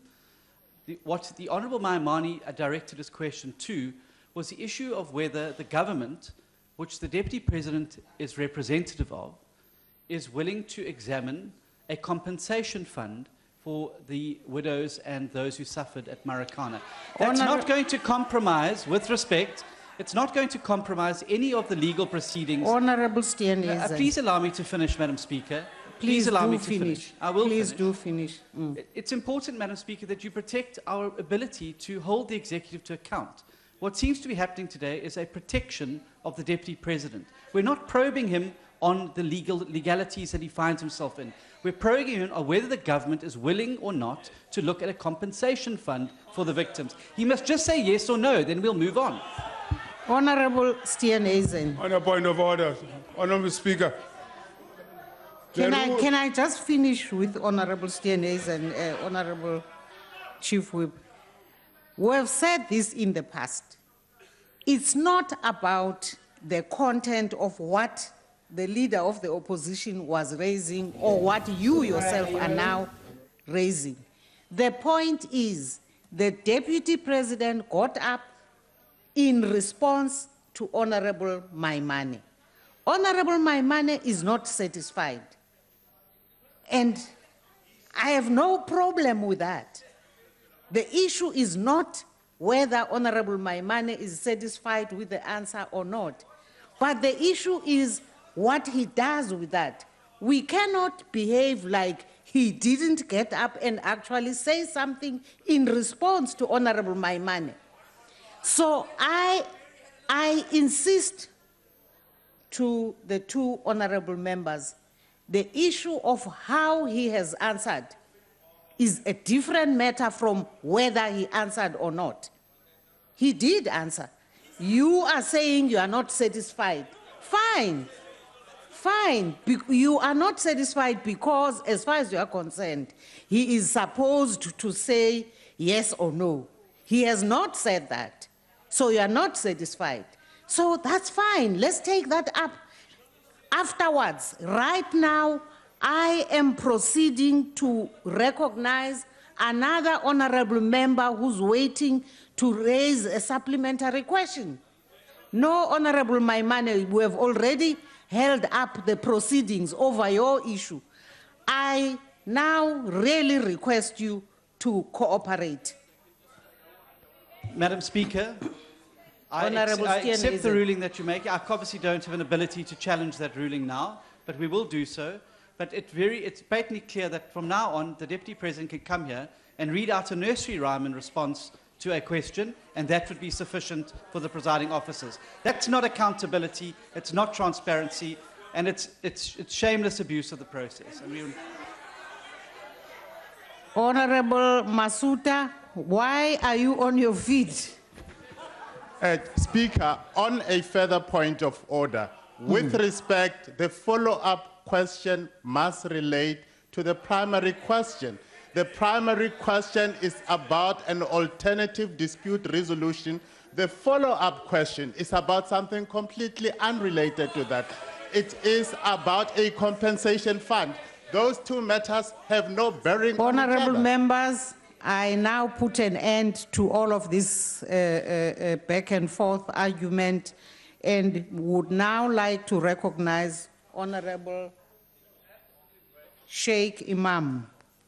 Thank you, Honorable Speaker. Honorable Deputy President, given the challenges faced by these beneficiaries in view of their loved ones who were employees and that have passed on, and whilst we are still addressing the challenges in terms of addressing compensation and things, are you aware if there is a process already or if they have been paid their normal employee benefits that is due to a member upon death whilst this process is being undertaken and completed?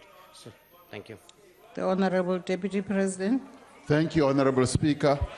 I would imagine that would be the case. I don't have the first-hand information in that regard. That is what would normally happen anyway in situations like that any outstanding wages or salaries or benefits would have been paid out. So I would imagine that would be the case. Thank you, Honorable Speaker. The Honorable Shengwa. Thank you very much, Madam Speaker. Masekulikhunja ukubuza ngoba manje asazi noma umuntu uzophendulekani ngenxa yey'ngqinamba ababhekene nazo usekela mengameli.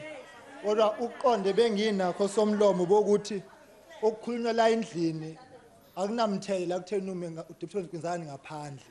Kodwa sengabaleka-ke nje meyibaleka ngenxa yabhekene nazo. But the question is, when the announcement was made, the families came out crying foul that they learnt of this information like the rest of us. And I found that to be very insensitive.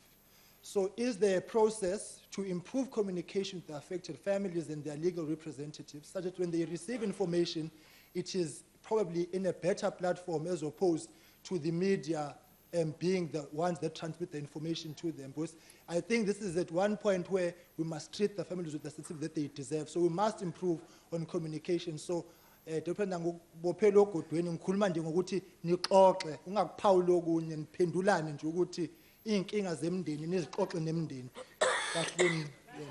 Honorable Deputy President. Ngiyabonga. Ngicela ukusho ukuthi hayi ukuthi ngiyabaleka engikwazi ukuphendula ngizokuphendula. Like the view that you are putting forward in terms of communication, in terms of putting information out to the families of those who are affected, I think that's a very good suggestion, and I would like to believe that that has been done in terms of various other processes that government has been involved in, but your specific proposal that in this case there should be continuous communication is something that we would accept and welcome. It is the way that we do business and is the way that we should do business. Thank you very much indeed. The Honorable Matthias. Madam Speaker, we had thought that the Deputy President will redeem a blemished image through the fallen commission. Now that it's known that the ANC government massacred people in Marikana.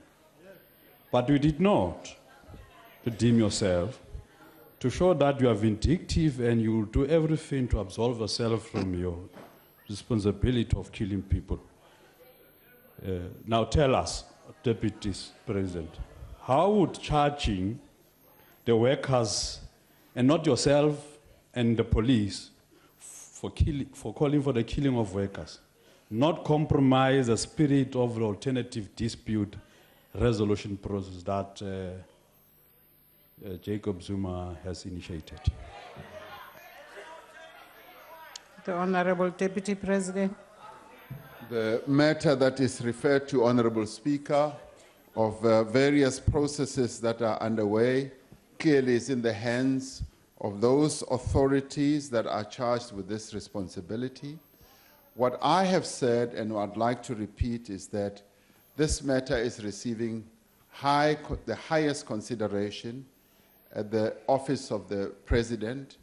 And when the President has reviewed the various suggestions and proposals in terms of the dispute resolution process or mechanism, he will be able to make an announcement. And it is quite possible that the announcement will be sufficiently comprehensive as to deal with all matters. And I'd like the honorable member to accept the statement as I'm putting forward. There's not much more one can add at this stage as this matter is currently under review. Thank you, Honorable Speaker. We now come to question number 26, which has been asked by the Honorable Mashile. The Honorable Deputy President. Honorable Speaker, this matter dealing with the immigration regulations as introduced in 2014 seeks to strike, the regulations themselves seek to strike a balance between the need by our country for national security, to honor our international obligations, and also to advance our own developmental agenda. However, as indicated by the President earlier, the implementation of the regulations as announced did result in some unintended consequences, particularly in the area of tourism, as we saw the tourist numbers dipping down. The recommendations of the Interministerial Committee, which were adopted by Cabinet on the 21st of October, cover a number of areas. During the course of the IMC's deliberations, it identified 2 areas in particular that discourage tourists from visiting South Africa following the amendment to the regulations. These were firstly the requirement that visitors apply for visas in person at the relevant South African mission, and secondly the requirement that minor children visiting South Africa from visa-exempt countries should carry with them an unabridged birth certificate and an affidavit indicating their parental consent. Now, to address the requirement of in-person visa application, the following measures, amongst others, have been adopted. Firstly, in countries where no South African missions exist, postal applications will now be accepted, where if you want to visit South Africa, you will be able to apply by post. Thereafter, the biometric details and photos of those travelers will be captured on arrival at a port of entry.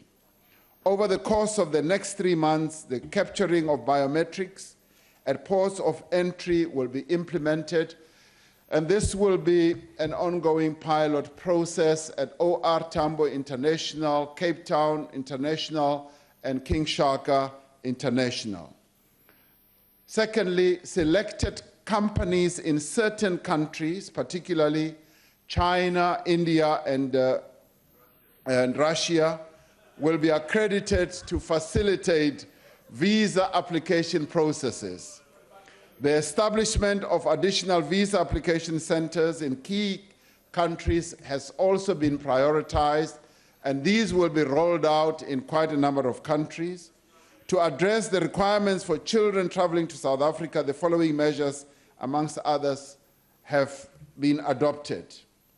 Minor children visiting South Africa from those countries that are visa exempt will no longer be required to present unabridged birth certificates and parental consent affidavit on boarding their flights to South Africa. The adults accompanying the minor children will instead be advised to travel with a proof of relationship and consent from absent parents or guardians should they be asked to do so at random. Now, this is in line with practices that prevail in a number of countries, and countries such as the UK practice precisely this type of approach. Should anyone be required to prove their parental relationship or consent to travel with minors, they'll be asked to produce relevant documents upon arrival at ports of entry. Now, this is done in a number of countries. Minor children from countries that require South African visas will still need to produce these documents as part of the visa application process. In other words, as they go to apply for visas from those countries where we require visas, they will be required to produce these documents, as happens in a number of other countries. This is in line with, as I said, many other countries' practices. The measures adopted by Cabinet follow extensive deliberation as well as research, and we did quite a lot of international benchmarking as the IMC. These measures ease the visa application process and remove onerous requirements for visitors traveling with children without compromising our country's security or undermining our efforts to combat child trafficking. Madam Speaker, these measures will address negative perceptions about the ease of travel to South Africa and help to ensure that South Africa remains a destination of choice for both tourists and business people. Our efforts to protect our children remain robust and undiminished. Requirements with respect to South African children who are leaving the country with their parents and those visiting from other countries which require South African visas will remain in place. The new measures will be implemented in a phased manner, as I said, over the next course of a few months, and the process will also be overseen by the IMC, which will be meeting regularly to examine progress that is being made in this regard. So this matter remains firmly on our radar screen, and we will be able to deal with whatever problems and challenges that travelers to our country will experience. Thank you, Madam Speaker. And Honorable Mashile. Thank you, Deputy Speaker. Thank you, Speaker. Deputy President, because the immigration regulations in relation to children in the country will remain in place, then what will happen if a parent with children travels to our ports of entry and they don't have the unabridged birth certificate? Thank you very much. Honorable Deputy President. Well, firstly, I mean, there are two categories in this regard. It is a category, the first one is travelers from visa-exempt countries. Those will be able to travel, get on the plane, and travel to South Africa. And what we will have informed them before they travel is to give them advice. There will be an advisory that says, please bear in mind that if you are traveling with minor children, you will need to have documentation so that if you are asked to produce such documentation, you should be able to do so. But with travelers from countries where we require visas, and if for some reason or other they arrive here without those documents, having gone through the net and arrive here without those documents, we will obviously rely on the immigration officers to go through the process of interviewing them, of examining the relationship, the traveler who is an adult and the children, and they will be interviewed in a way where we will assist them as much as possible, up to and including either getting those documents by fax at the airport or by email so that proof of parentage can be given. And if all that fails, clearly it will demonstrate to the immigration officials that there is something fishy. And therefore, those who do not have clear proof of a relationship with the young children will be turned back if they don't have such proof. Now, this prevails all over the world. If you travel with a minor child and the immigration official has some suspicion that something untoward is happening, they are fully entitled to turn you back. So we will not be acting out of line. We will be acting in terms of what international standards have demonstrated to us over a long time. Thank you, Madam Speaker. The Honorable Nkomo. Thank you very much, Honorable Speaker. To the Honorable Deputy President, lokobela ndozwipfa vachikopindura pedzi una zvimwe apa ndinokotodori ndizvibudzise. In order to negate the negative effects and damage done to the South African tourism market abroad by the ill-conceived former visa regulation, when will such countermeasures be put into effect? Ndolibu. The Honorable Deputy President. Ndialibuwa uribozipha urindo pindula mbudziso yothe lidodoba ndadzisa henepo. The standard operating procedures are currently being finalized. Home Affairs is finalizing those standard operating procedures, and as I indicated in my initial reply, the process is about to come to an end. It is a 3-month process, and we've already into the first month. Therefore, within 2 months, this process should now be streamlined. The standard operating procedures will be in place. Immigration officials will be trained throughout where we operate or where they are stationed. And so within a matter of, say, 2.5 months, this should have been straightened out.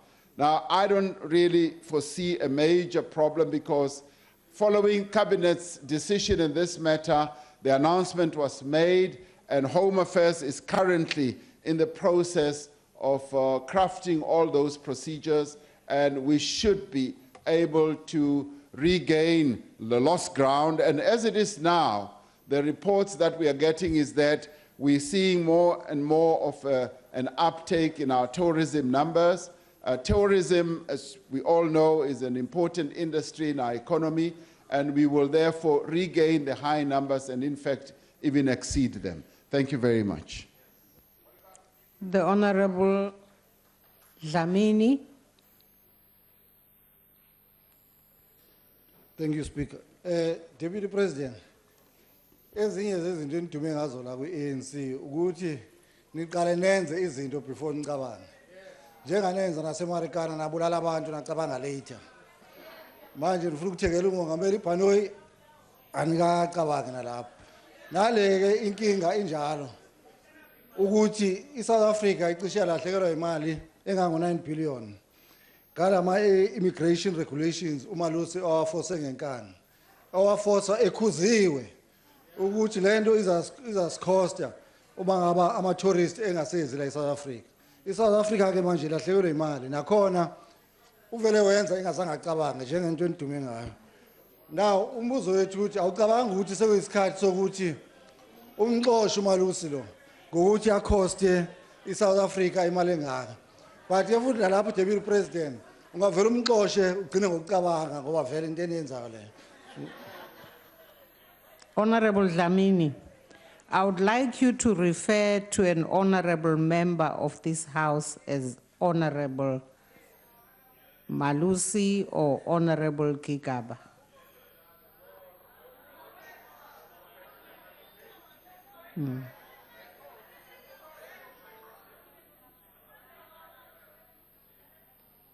Today, no one, Khona namhlanje. Mr. Malusi Kiga. Yeah, that one. Honorable Deputy President. Thank you, Honorable Speaker. Ngicela nje ukuthi ngikwazise ukuthi la kwaHulumeni sisebenza kanjani. Deputy President we-Republic of South Africa akanawo amandla okuxosha abantu nokuqasha abantu ama-cabinet ministers. Nakhona Minister Malusi Kigaba wenza umsebenzi wakhe obekwe phambi kwakhe iCabinet ye-Republic of South Africa. So konke lokho akwenzayo ukwenza egameni lohulumeni waseMzansi Afrika. And if kuba nephutha uma siloku sisebenza thina singuhulumeni siyakwazi ukuthi lawo maphutha siwalungise masinyana ngoba siyasebenza siyaqhubha. Abantu abangasebenzi yibona abayenza amaphutha sonke isikhathi. Thina siyaqhubha. In this regard, we have reviewed these regulations and we have done, the Cabinet has taken a decision in terms of what it believes is right for our people and for our country. What the regulations had initially sought to do was to protect the sovereignty of our country, which is very important, to protect our children as well, and also to put us in line with observing international agreements that we have all entered into. So if you look at all this on balance, you will find that we are moving forward, we are not standing static, we are doing what is correct for the Republic of South Africa. That is the burden or the job or responsibility that we have as the governing party in this country. We are working, we are moving South Africa forward. Thank you very much. Honorable Force. Thank you very much, Madam Speaker. Figures provided by the Tourism Business Council of South Africa indicate that the impact of the new visa regulations on the South African economy in 2014 was a negative 2.6 billion rand and a loss of more than 5,800 jobs, with further rises expected for this year. Now, the DA has submitted various motions calling for the suspension of these regulations in order for these regulations to be subjected to regulatory and economic impact assessments so that we can find out exactly what those international best practices would entail.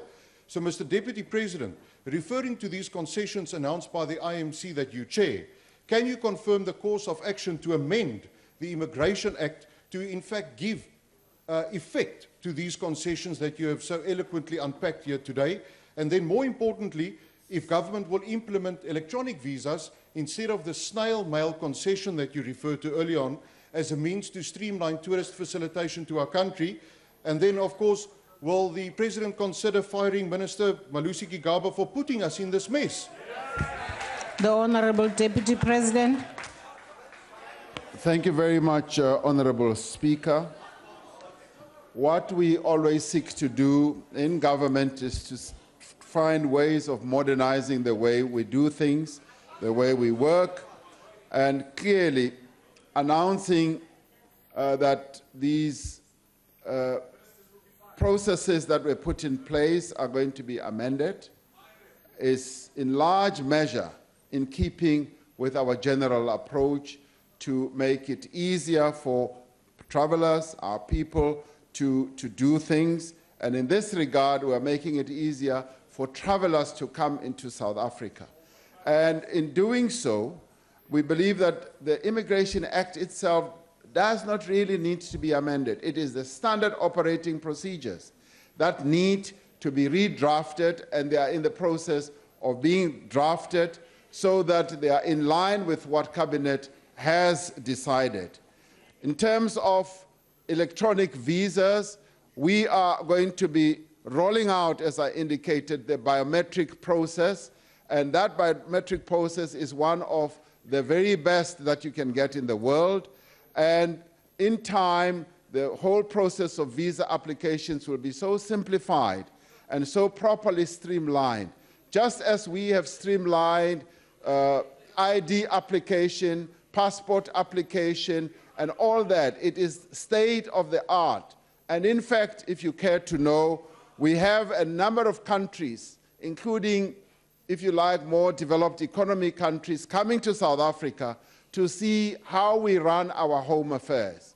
And one day, do ask the minister quite nicely and gently to take you through the state-of-the-art processes that they have in home affairs, where they will demonstrate to you the unbelievable improvements that have been made in that regard.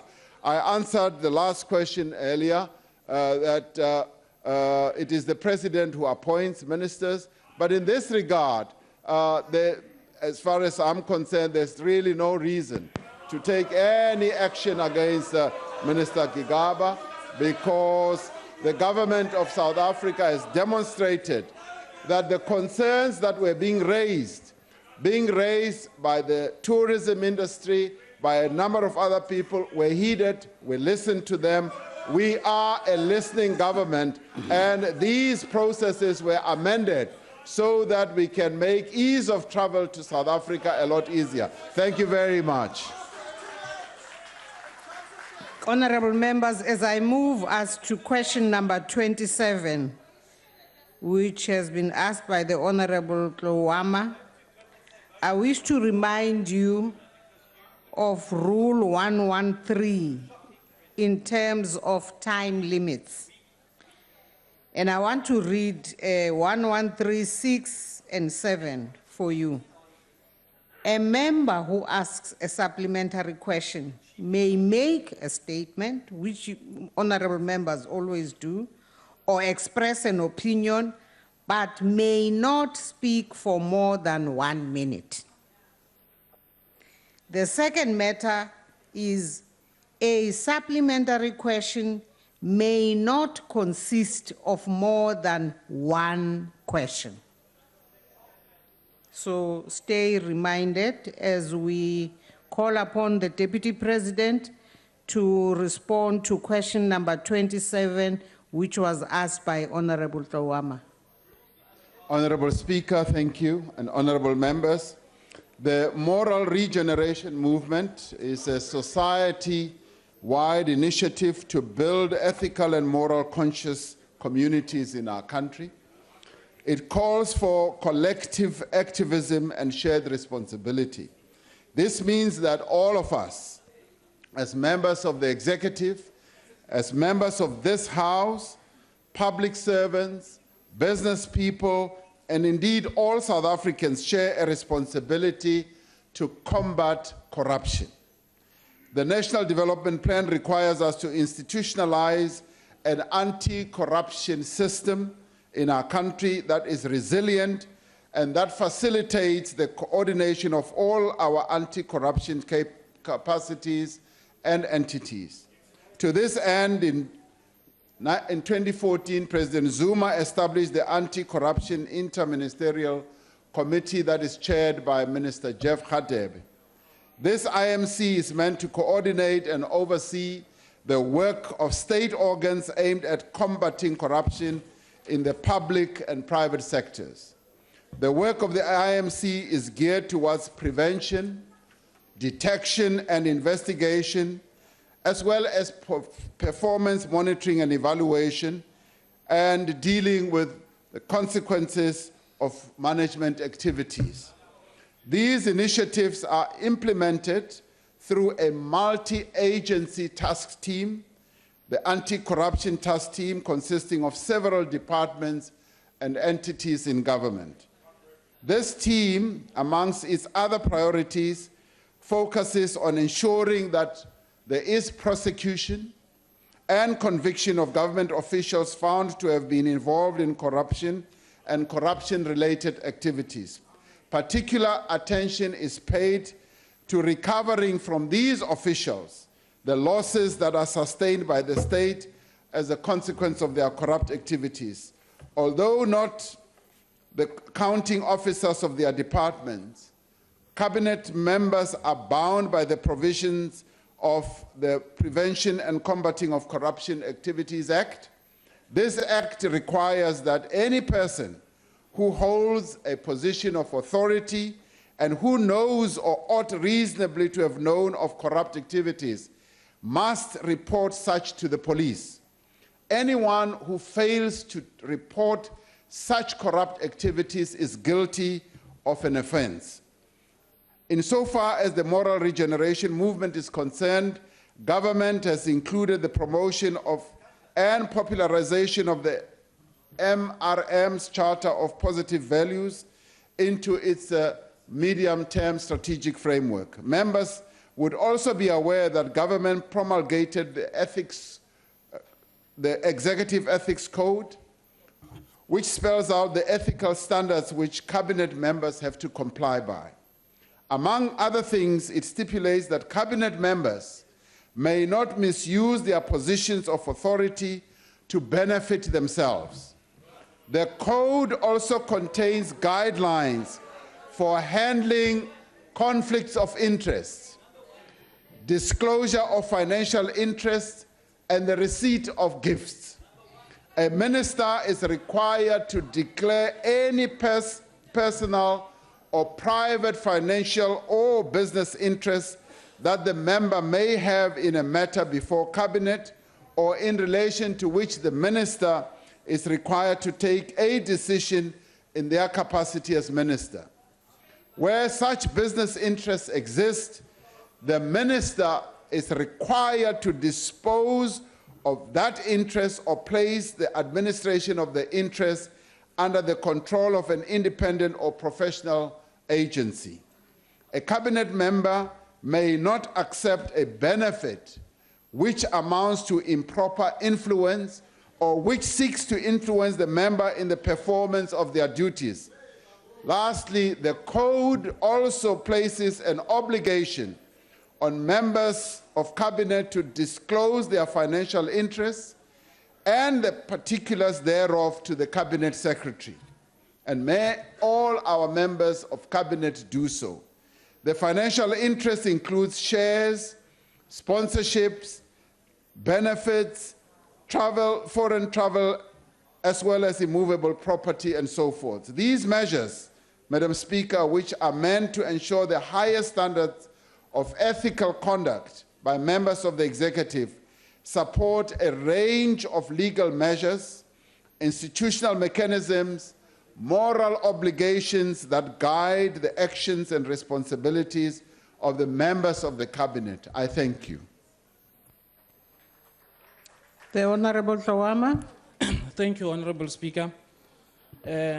Honorable Deputy President, I want to ask, how do you remain principled, morally intact as a leader in the face of allegations of corruption against President Zuma, specifically in Nkandla and the Gupta saga? Don't you think you are endorsing these corruption activities by remaining silent? Honorable Deputy President. We've always held the view that anyone, and indeed members of this parliament, should come forward with proof of any wrongdoing, submit it so that it can be taken forward. We tend to make allegations that are not based on any substance or truth, and we've made it a national sport just to make allegations and accusations on information that is not substantiated. So I will then say to the honorable member, if they have anything that proves what he's saying, come forward with it, let it be dealt with. Thank you very much. The Honorable Simang. Yes, I am. Thank you, Honorable Speaker. We find it very concerning, Honorable Deputy President, that a lot of corruption happens in government places, going all the way up to the presidential residence in Nkandla. The question, therefore, is, would I be wrong if I assumed that this is evidence that in the ANC, the interests of the party come before the interest of the state? Thank you. The Honorable Deputy President. I frankly don't know what the relevance of that question is, quite honestly, because as I said in my previous answer, if there is any proof of anything that any member says in relation to corruption or impropriety or wrongdoing, that should be brought forward. It should be put right on the table. It should then be dealt with, entertained, and we should really move away from just making unsubstantiated claims and statements, which has become very common here. If anyone has done any wrong, come forward with the evidence, let it be examined, let it be dealt with, and if they are proved to be correct, then appropriate action needs to be taken. Thank you very much. The Honorable Mbata.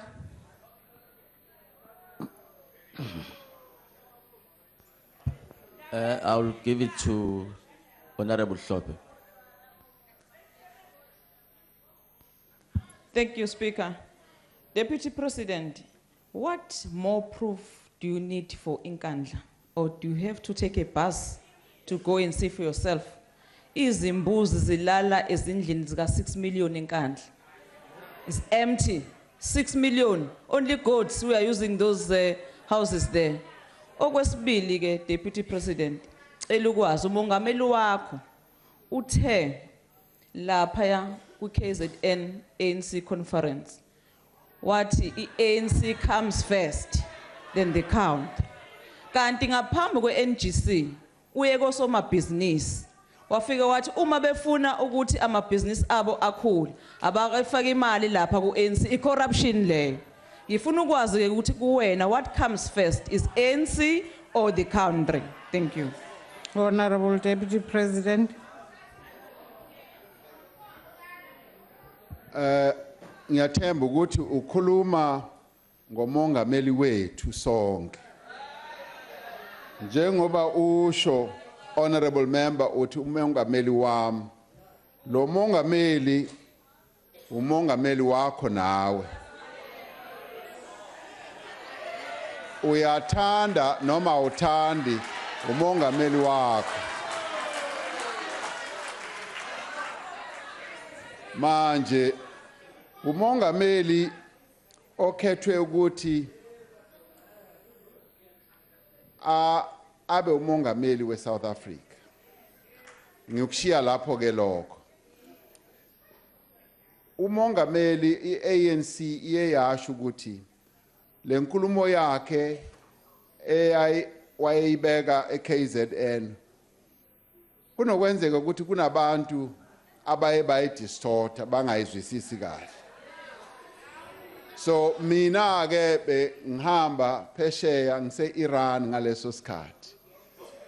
And uma umongameli ekhuluma kuleyo konfa. So i-ANC iye yasho ukuthi kube ne-misinterpretation. Manje sisonke as South Africans, we need to reflect on precisely what the ANC has said in this regard. Manje mina, I am part of the African National Congress. Ngila, I'm part of the African National Congress, and umongameli wethu sonke. And when he spoke, what has been made clear by the African National Congress, Guti, there was a clear misunderstanding and misinterpretation of what he said. Thank you very much. The Honorable Van Dam. Speaker, on order. There's no point of order, Honorable. On a point of no, order. Honorable Floyd. Please. But allow me to listen to the point of order. Honorable please. Floyd, please take your seat. Honorable Baleka, please listen to my point of order. Honorable Floyd. But can I listen to the point of order? It's within the rules. There's no point of order. There's no issue of procedure here. The Honorable Deputy President. There is an issue of procedure. What is the issue of procedure? The questions that we're asking here as members of parliament are not responded to by ANC statements in the Luthuli House. Honorable. We want an answer here of what is his view. Does the ANC comes first and the country later? No, Honorable Floyd. We want the answer from you. Honorable please. Floyd, please take your seat. You're waffling because you're just waffling. You're not telling us anything. Floyd. Honorable Van Dam. Thank you, Honorable Speaker. Deputy President, an assessment of public perception and statistics related to corruption shows that all those initiatives and programs you mentioned in the first part of your reply are not working. Corruption continues to spiral and government is not doing enough to stem the tide. One of the most important tools we have in the Constitution against corruption is the Office of the Public Protector. However, ever since Advocate Madonsela's report, Secure and Comfort, the ANC has attempted to neuter her powers. She has been publicly denigrated, and in fact, she has not been given adequate funding in order to do her work.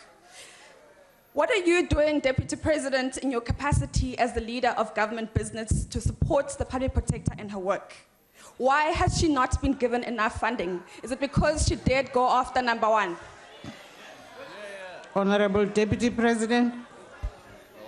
Honorable Speaker, the Office of the Public Protector is an important office in the constitutional architecture of our country.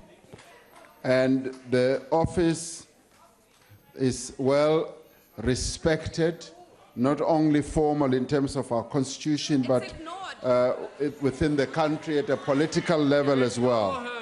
Now, clearly, her work, let me rather say, the public protector's work is very important in achieving the mandate that is clearly set out in our constitution. And the fact that the public protector has complained about funding is clearly a reality. The public protector's office is not the only office that is short of funding. There are many other institutions and offices in our country that are short of funding, and this is so because of the economic constraints that we have, and the public protector's office is clearly not being singled out for any reason whatsoever. It is largely because of the shortage of funding more broadly in the economy. But I can put it in this House, and everyone should be rest assured, we support the Public Protector's Office. The Public Protector is an important structure within our political architecture, and we will go on supporting the work of a Public Protector. That is something that we have committed ourselves to. Honourable members, the last question has been asked by the Honourable Van Rooyen. Honourable Deputy President.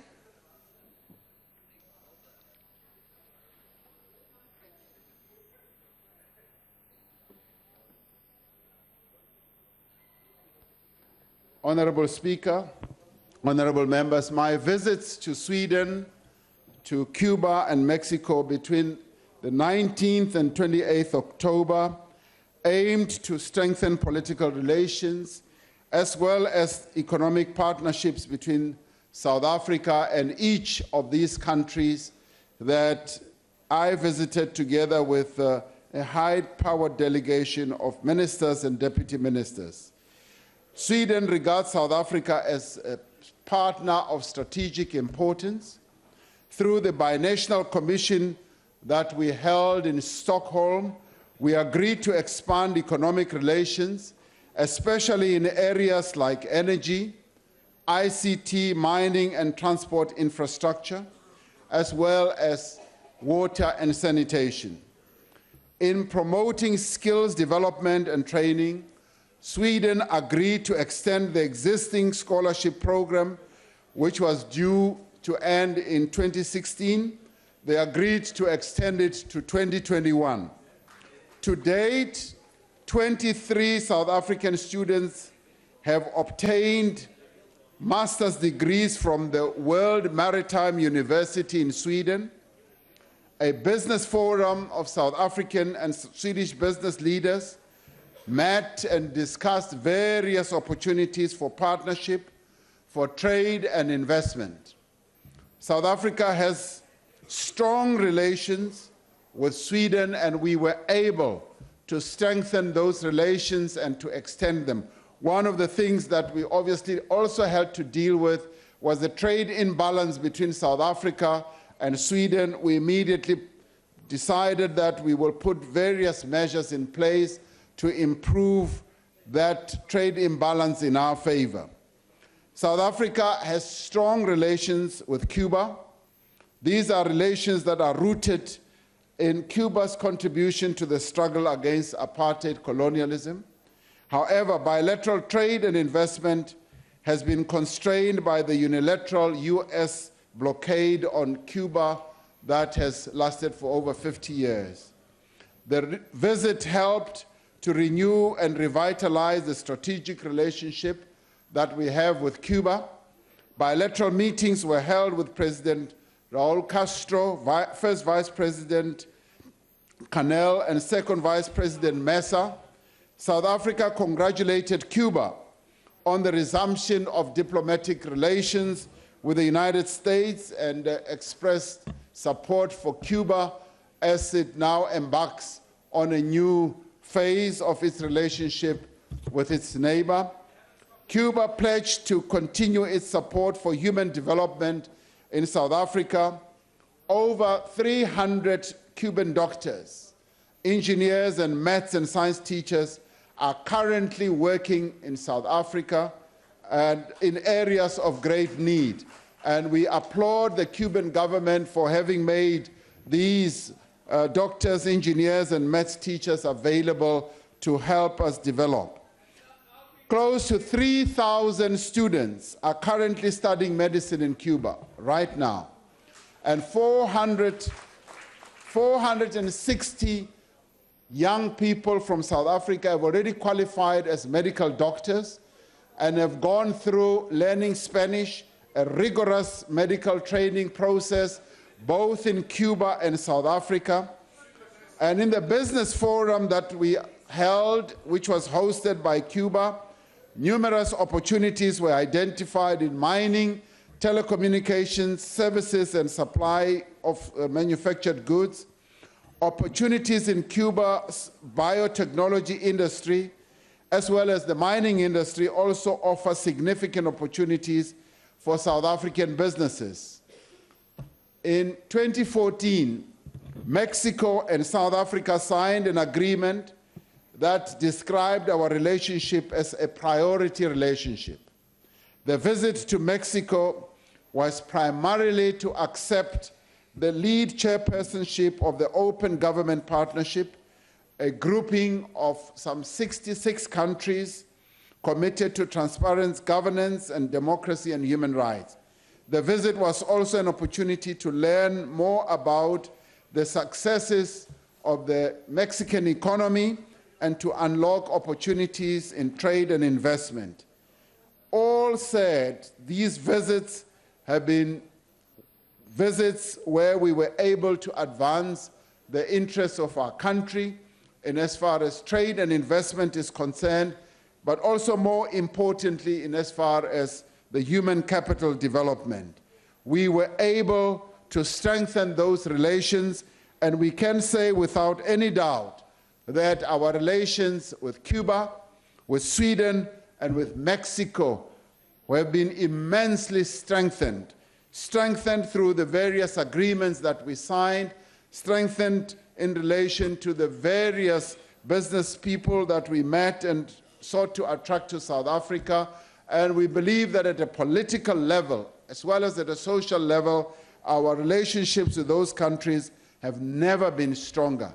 So we can be happy and proud that South Africa continues to have good relations with many nations around the world. And this is what the Jacob Zuma government seeks to do. Thank you very much. The Honorable Van Rooyen. Thank you, Speaker. Thank you, Deputy President, for your informative response. Among other things you discussed with Sweden is their new social compact called Global Deal, which outlines agreement between government, labor, and business on fair conditions for employers and employees alike. In our view, realizing a social compact has been an elusive exercise in our country. Hence, at our recent NGC, as the ANC, we reaffirmed our call for all stakeholders to strike a social compact for long-term inclusive growth. Honorable Deputy President, will you kindly tell us a bit more about this Swedish agreement and whether there are any lessons for us in trying to shape a new social compact in our new circumstances of low growth? I thank you. Honorable Deputy President. Honorable Speaker, honorable members, yes, indeed, Sweden has come up with an initiative which they call the Global Deal. It is an initiative that they have discussed with our president, and as South Africa, we have found it quite easy to support them in pushing this deal forward. And they would like, and we join them in this, to ensure that as many countries as possible become part of the global deal. And this is essentially a social compact between various countries on issues such as decent work. They are pushing the agenda for decent work so that people, working men and women around the world, should be given decent conditions of employment. And they are also pushing an agenda for inclusive growth. Now, these are the key elements and pillars of what one could call a social compact. And we have something similar in the making, and in fact, we do have a structure that supports the reaching of a compact, and that is through NEDLEC. As we speak now, we're in the process of dealing with the national minimum wage issue, a matter which is very important in our country, and we are hoping that we will be able to reach some agreement.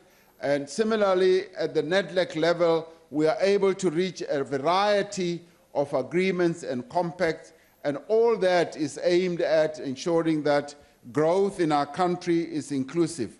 And it is for that reason that we found it quite easy to support Sweden in its quest to have a global deal. It's something that we believe is achievable and doable, and we will therefore want to join them as they mobilize as many countries as possible to be part of this deal, to give working people in the world decent conditions of employment and to have inclusive growth all round. Thank you very much.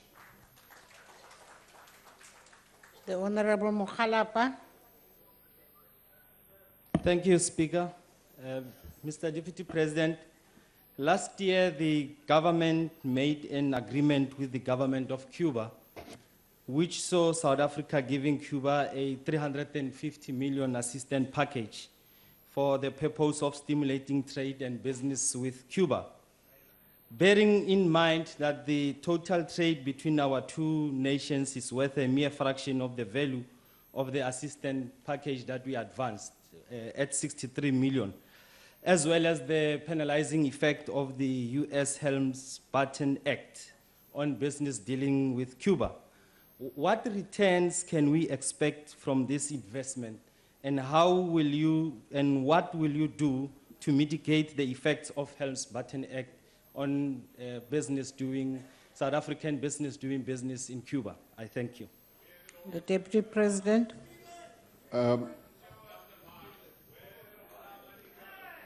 The assistance package that was offered to Cuba has to be seen as an investment on our part.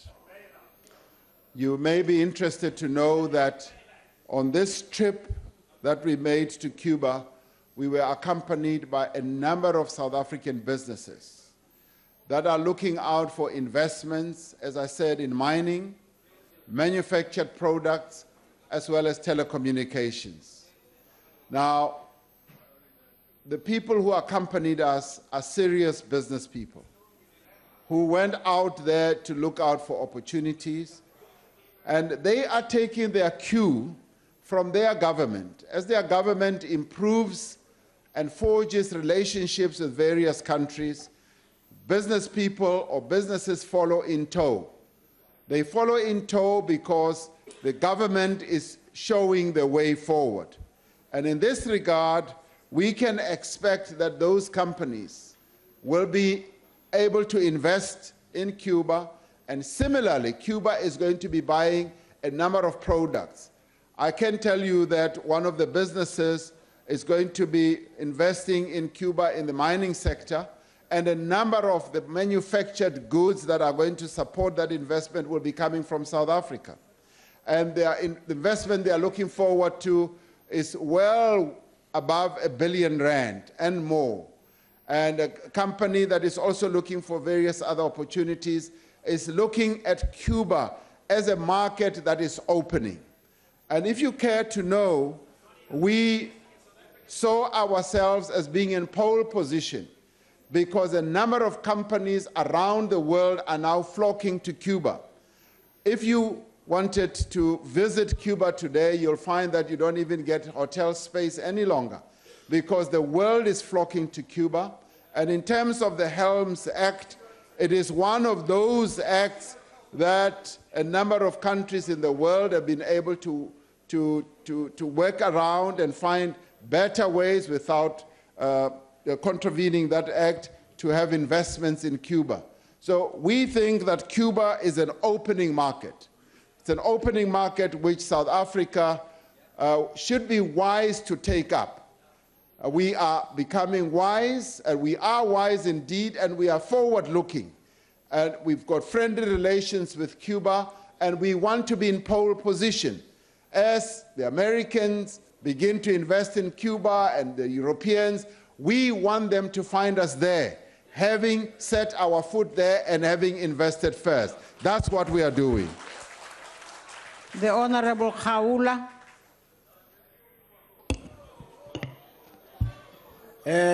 Mr. Cyril Ramaphosa, a major economic challenge for an economy such as ours is a continued reliance on exporting raw materials to the centers of global capitalism and importing finished products at a far higher cost.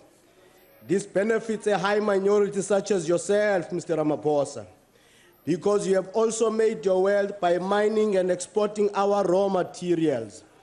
Our raw materials. Is your government planning to move away from exporting raw material and focus more on local industrialization of our own resources in the country? We are further happy that summons have been served on you. In fact, if the laws of this country were working properly, you should not even be sitting with us here in this parliament. Thank you. Honorable Deputy President. Honorable Speaker, the issue of the beneficiation of our mineral resources has been articulated so many times, not only in this parliament, but outside as well. It is well known what the ruling party's position on this is, and it was also well articulated when the President delivered his State of the Nation address at the beginning of the year. When he articulated or set out the 9-point plan, honorable member will remember that one of the issues that was clearly stated was how we are going to transform our economy in terms of ownership and control through transforming the structure of the mining industry and making sure that we do beneficiate and add value to the products that come from our mineral resources. Now, the ruling party is on track to begin the process of implementing that, and all I can say to the honorable member is watch or wait and see. You will see all these things unfolding, and if you are a doubting Thomas, you will see them with your own eyes. Thank you very much. The Honorable Esther Reason. Thank you, Madam Speaker.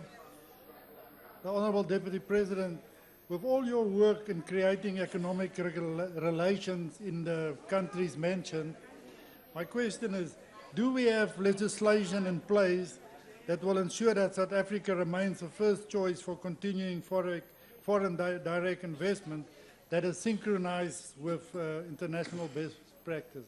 Thank you. Honorable Deputy President.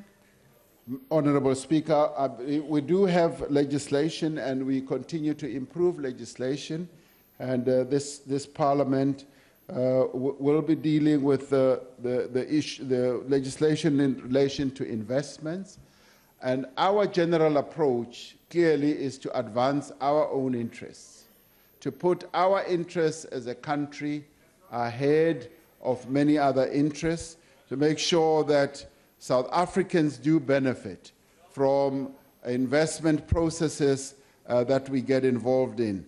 And as we sit here, one of our major issues is to attract as much investment as possible from other countries into South Africa. And we've seen a steady rise of foreign investment coming to our country despite the current state of our own economy. And we believe that we will continue seeing such a rise in foreign investment in our country. And of course, this is precisely what our economic policy is also about, to increase the level of investment, particularly in the productive sector of our economy, to also do precisely what I said earlier, so that it can assist us in industrialization process, it can assist us in broadening the manufacturing base of our country, as well as beneficiating our natural resources. So promoting investments for us is something that is key in our economic policy thrust. Thank you, Madam Speaker. That concludes questions to the Deputy President. I thank the Honorable Deputy President.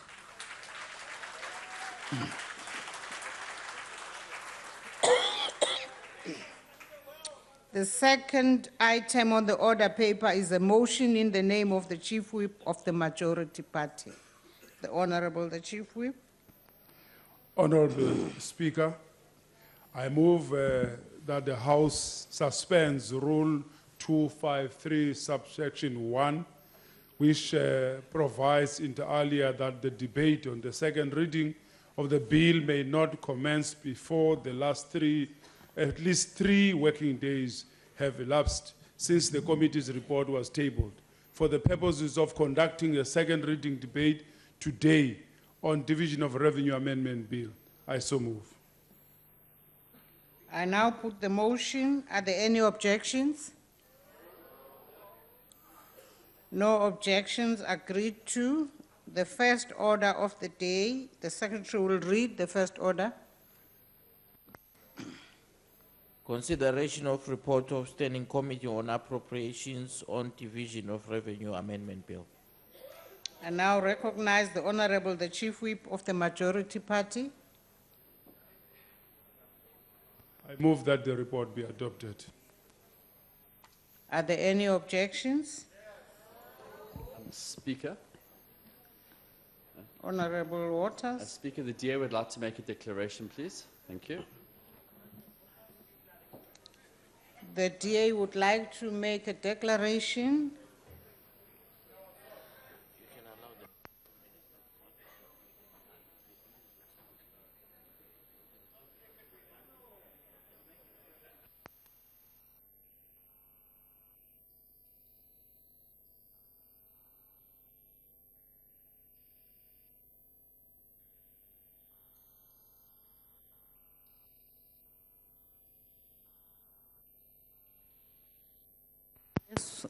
Honorable Waters, you want to make a declaration? Oh, okay, Honorable. Proceed.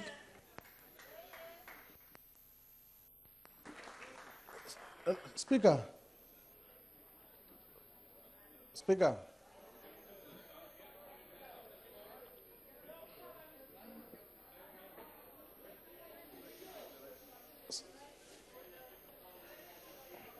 Mr. Speaker, Honorable Baleka.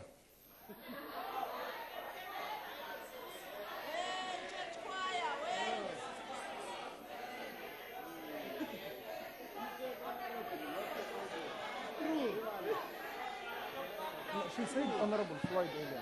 Yeah.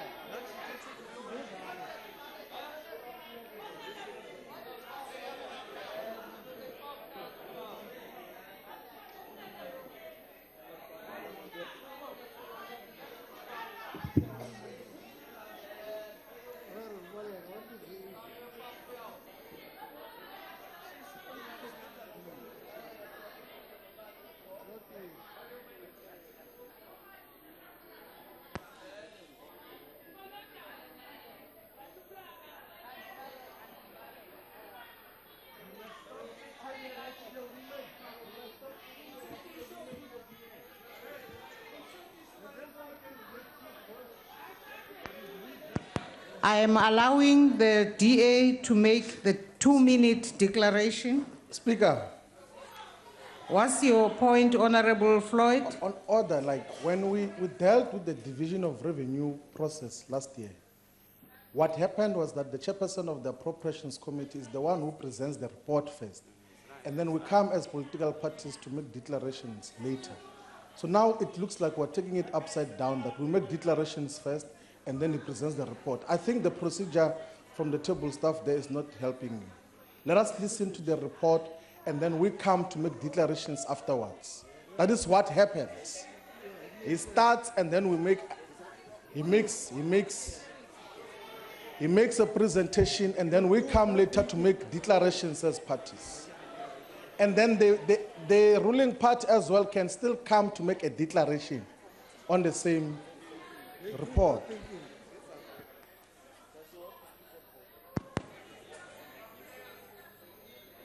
I am allowing the DA to make a 2-minute declaration. Can I go? Okay.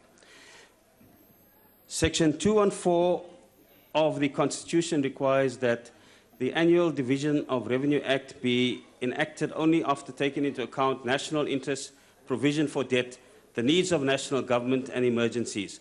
Also, allocation of resources to provide basic services and meet development needs, fiscal capacity and efficiency, and provincial and local spheres, the reduction of economic disparities, and the promotion of stability and predictability. The net effect of the 2015 bill is a budget adjustment from 1.222 trillion rand to 1.251 trillion rand, representing an increase of 28.75 billion rand. The Democratic Alliance believes that a poor effort was made by the ANC to meet the objectives of the bill. While the economy is limping along and heading for a fiscal cliff, the number of poor people is increasing, unemployment is rising at a rapid rate, infrastructure is collapsing, and university funding is in crisis. This government's priority is satisfying the needs of their cronies. The ANC is incapable of using allocated funds for its intended purpose. Additional funds have been allocated in the following areas: unforeseeable and avoidable expenditure to international relations and cooperation of 720 million rand. A 10th claim for damages submitted by Denel from public enterprises of 33 million rand. 301 million rand allocated to Sandral, announced in the 2015 budget speech by the Minister of Finance. 1.462 billion rand for an increase in state debt costs. There is also declared unspent funds, a total of 3.233 billion rand. 4. Employment Creation Facilitation Fund of 164.5 million rand. EPWP of 24.4 million rand. Basic Education unspent, 224.7 million rand. Health unspent, 216.3 million rand. Your time has expired, Honourable Member. And water and sanitation, 700 million. Watch your clock on the left. Watch your clock on the left. Human settlements, 400 million. You held me up. No, Honourable Member. So the watch Democratic your clock Alliance believes that Honourable bad Member, planning and poor implementation your time by has the ANC expired. has resulted in unspent funds, which has caused service delivery failures. Thank you. Honourable Member, you are defying an instruction of the chair. You do that next. You are going to be in big trouble. Can you get me? Yeah. Come. Go ahead, Honourable Member. The Division of Revenue Amendment Bill that we're asked to approve here basically wants to subdivide the 1.3 million rands which has been collected nationally across the 3 spheres of government. And in terms of what is proposed in the report of appropriations, it says 812 billion is going to be expended at national level. 812 is for national government, 386 billion for provincial level, and only 51 billion for local level, for the local state.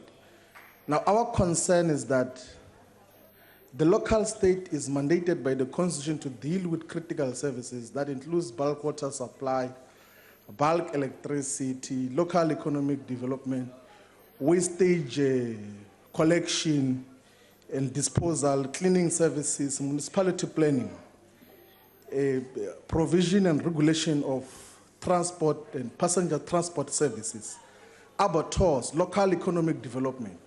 There are lots of functions which the local state is expected to do. And that 51 billion which you are saying must be expended at local level constitutes 4% of the national revenue. We know that municipalities are allowed to collect additional money through levies and all these other interventions, but majority of municipalities, Deputy President, they don't have the capacity to collect any money because there is no revenue in most of the rural municipalities. They can only pay for their buildings and salaries. And as a matter of principle, we need to rethink the division of revenue processes because it continues and perpetuates the perennial underdevelopment of local municipalities. And there must be a rethink in terms of the percentage that is given to the local state. Our proposal is that at least a minimum of 30% of the revenue collected nationally should be expended by the local state, because the functions that are mandated on the local state are more. Your time so is that when we expired. take over municipalities next year, we have got Honorable capacity Shivambu, to improve the your living time is conditions of our expired. people at the local level. Please rethink the division of revenue process and allocate money there. Thank you very much.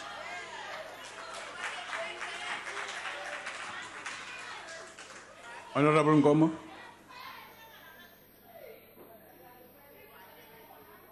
Thank you very much, Deputy Speaker.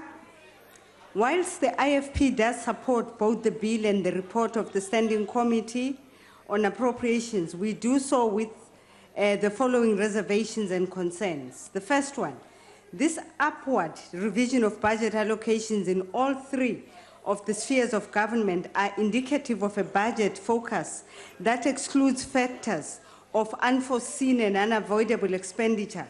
It seems to be slightly dissociated from reality. Number two, in respect of the underspending in health, now amply but incorrectly referred to as a savings, when what actually occurred was an unspent of 7.4 million rands in programs such as the HIV and AIDS Life Skills Education Funding Grant, we are greatly perturbed.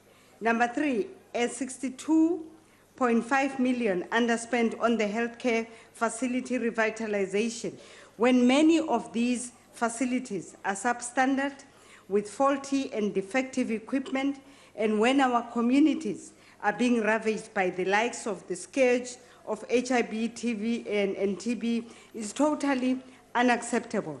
Healthcare and this related research must be afforded every resource in order to tackle the many diseases that plague our communities. Innovation in medicines and medicines research is extremely necessary and must be adequately provided for going forward. Underspending on land care programs by provinces in respect of poverty relief and infrastructure development, as well as education infrastructure, must be investigated and not occur again, and we can ill afford any kind of underspending on programs designed to enhance and maximize our socio-economic growth now and into the future. I thank you. Thank you, Honorable Member. Honorable Shep. Thank you, Honorable Deputy Speaker. A lot has been said about the subdued nature of the economy and that of the rest of the world. Therefore, I shall waste no time in that regard. The effects of the growing wage bill on the fiscus can no longer be ignored. The Finance Minister reported that the 2015 wage agreement, which increased the salaries and benefits of public servants to 10.1%, resulted in a compensation of employees shortfall of 12.2 billion in the current financial year and 20 billion in 2016-27, as well as 31 billion in 2017-2018.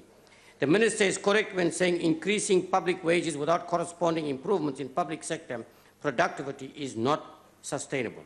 It is a fact also that the wage bill impacts directly on the contingency reserve, as the Minister of Finance has reported that a drawdown on the contingency reserve will be 5 billion in the current year, 10 billion in 2016-17, and 26 billion in 2017-18. South Africa's unemployment rate has increased to 25.5% in the third quarter of 2015. Statistics South Africa announced on Tuesday, honourable members, out of the working age population of 36.1 million, only 15.8 million are employed, leaving a total of 5.4 million unemployed. Fairness in the intergovernmental fiscal relationship, it is a good thing that municipalities have entered into agreements regarding payments to ESCOM. However, government departments who own municipalities should be compelled to enter into similar agreement. We know, as reported by Treasury, that national government and provincial government owe municipalities 1.7 and 2.5 billion respectively. We agree with the Financial Fiscal Commission that piecemeal change in conditional grant framework is not a solution. Local governments spend 91% of its local infrastructure budget. A total of 3 billion has already been declared as underspending at national government level, as well as 1.2 billion at local government level. 18.3 million already declared as underspending on the National Schools Nutrition Fund, yet children need food school. Honourable Member, the time has The expired. National Freedom Party will support this in the interest of service delivery, I think. Honourable Kwankwa.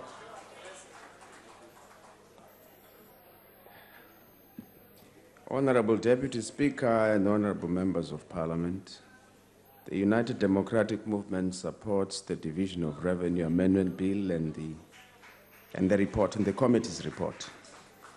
But we wish to concur with what Honorable Foyet Shivambu said earlier about the limited revenue-raising capacity of municipalities and how we need to consider that and how we can assist them going forward. Because as a party, we have a serious problem with these provinces, these Bantu stands. And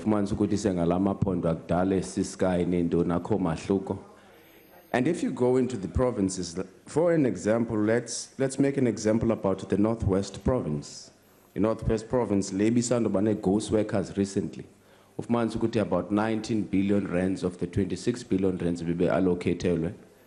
Go straight to paying salaries. A salary bill, which is a serious problem. We're hoping that the additional 246,412 rands that they're going to receive is going to go towards service delivery rather than going towards the payment of salaries or stipends for the so-called non-permanent employees or workers that are unaccounted for in the system. The other issue which concerns us, I think it's more of a political nature, Chairperson.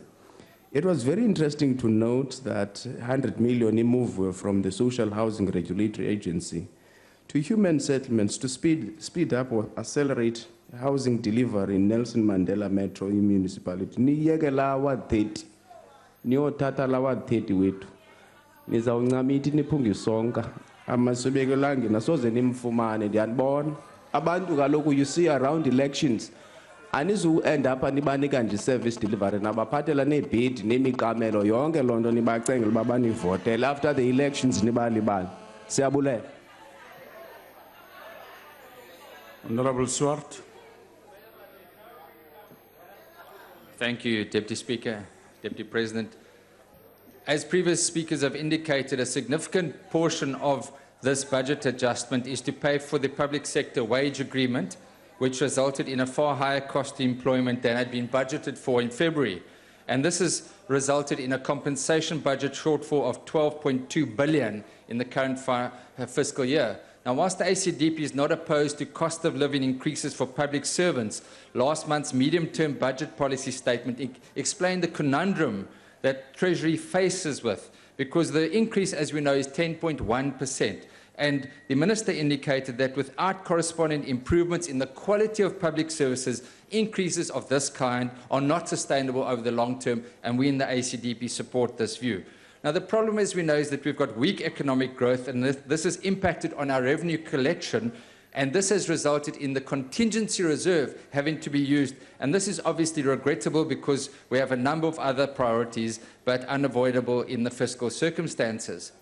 Now, another issue is that we, from the ACDP, support the rollover of the local government equitable share fund in the amount of 1.5 billion. Now, this might seem strange, but bear in mind this was due to funds not being transferred in the previous year due to the withholding of those funds for the payment of certain debts. Now, many municipalities have now paid those debts, and we are able to meet those requirements, and their equitable shares have now been transferred in full, and we support that. But there are a number of national and provincial departments that have been instructed to pay their debts, their property rates, and their service charges owed to municipalities. And maybe their shares should be withheld or a portion thereof until they pay the local government issues. Surely what applies to the goose must apply to the gander. So this is something we should definitely look at as we're going forward, but the ACDP will support this. I thank you. Thank you, Honourable Member. Thank you very much. Thank you very much, Deputy Speaker. As I'm the last one to speak, like a chief, no one will speak after me as a chief. Thank you very much. Honorable Speaker, the amendments that are coming up with the Standing Committee on Appropriations regarding the Division of Revenue Amendment Bill are supported by AIC. We noticed that some adjustments have been made to increase the allocation of funds to three spheres of government, local, provincial and national for 2015-16 financial year. We therefore hope that these financial allocations will be effectively used for the main purposes as per each budget. More has been allocated to two departments of basic education and health. We hope now there will be no budget or monies that will be not used. All provincial allocations have been increased. There's even more money to assist in the public sector wage agreement. The tendency of paying peanuts to workers hopefully will come to an end this time. The local government equitable share funds that have been withheld will now be released to these municipalities. Then oversight and monitoring should be thoroughly conducted because most of our municipalities are full of corruption. We also acknowledge the recommendations made by the Standing Committee on Appropriations. We hope that these monies will help to deliver the services to the people. Thank you very much. Thank you very much, sir. You might be aspiring to be the last speaker, but after AIC is ANC. Honorable Chair of the committee, please do what you ought to have done at the beginning of these declarations. That's how we will consider it. Okay, no, thank you very much, Honorable Deputy Speaker. The report is very short and brief.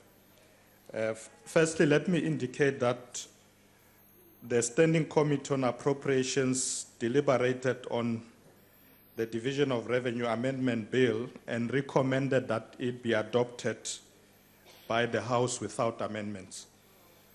The DA, of course, indicated that they reserve their right not to support the bill in the House. We noted that. Just a few points, Honorable Speaker, because the members have already touched on these issues.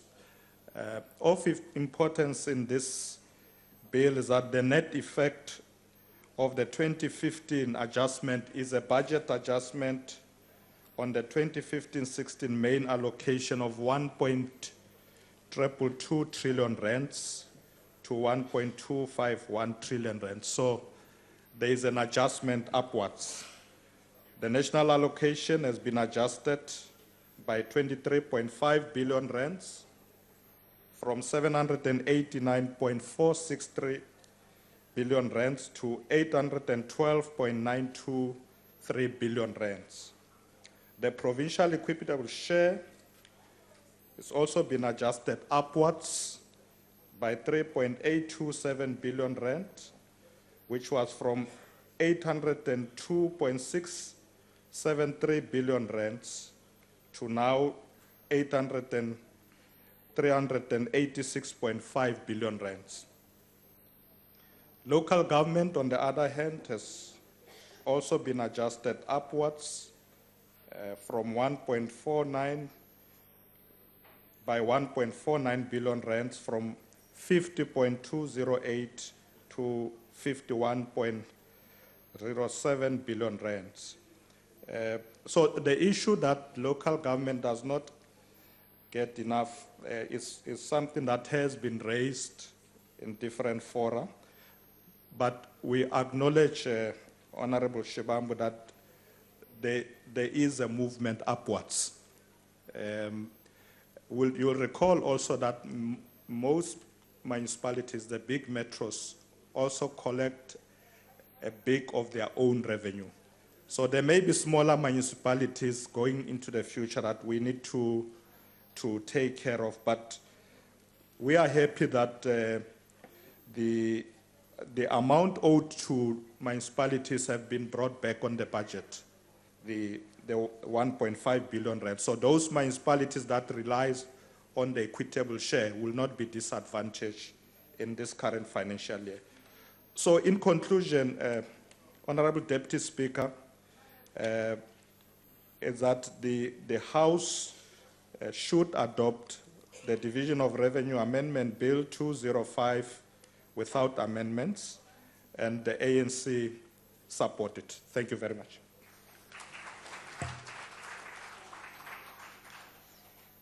Honorable members, the question before the House is that the report be adopted.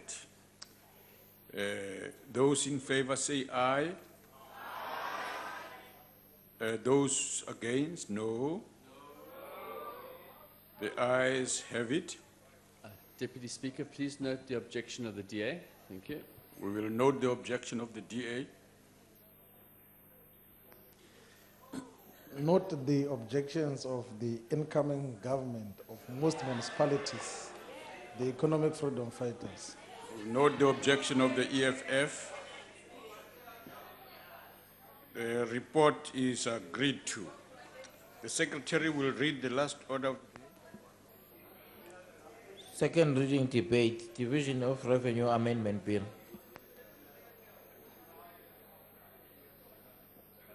Consider it done.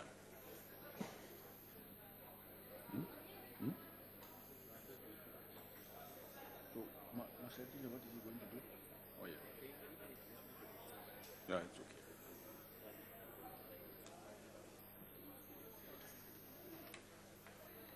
okay. Honorable Mashatile, Honorable Chief Whip, you think? Huh? Okay. All right.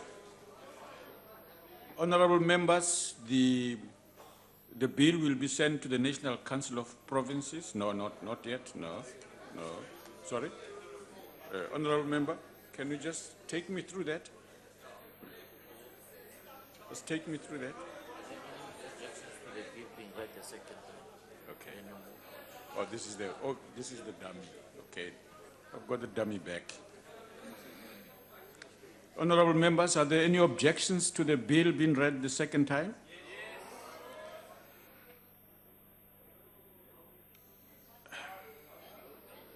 Honorable members, let's put the question. Those in favor say aye. Aye. Those against, no. Okay, the ayes have it. Deputy Speaker, the DA calls for a division. Thank you. Okay. The division has having been called. The bells will be rung for 5 minutes.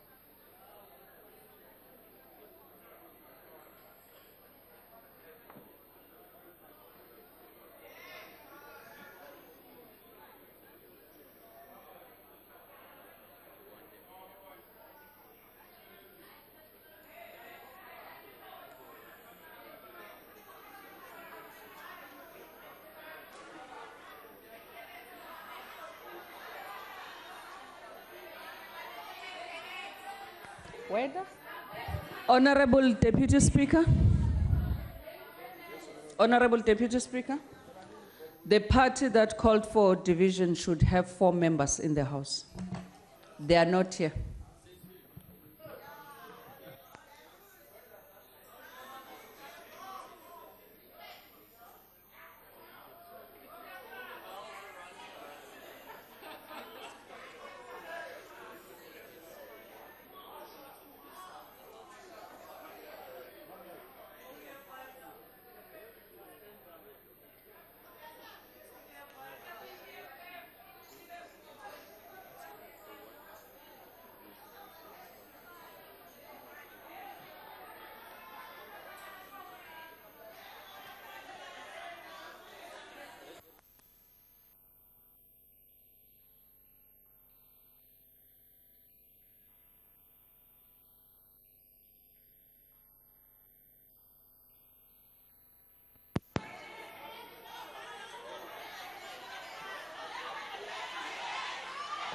Honorable members,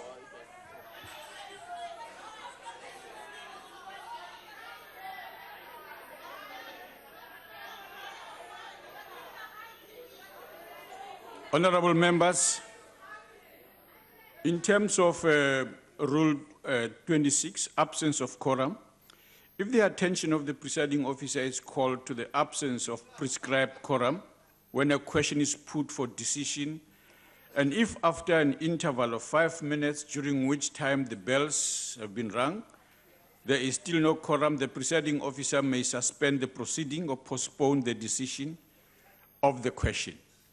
On the basis of this, Point of order, Deputy Speaker. Yes, what's your point of order? Deputy Speaker, a division was called for, a division was agreed upon, yes, and the bells have been rung and the doors have been closed. You can't use an alternative rule now in terms of 26. The division must proceed. It was called for, and the voting is about to proceed.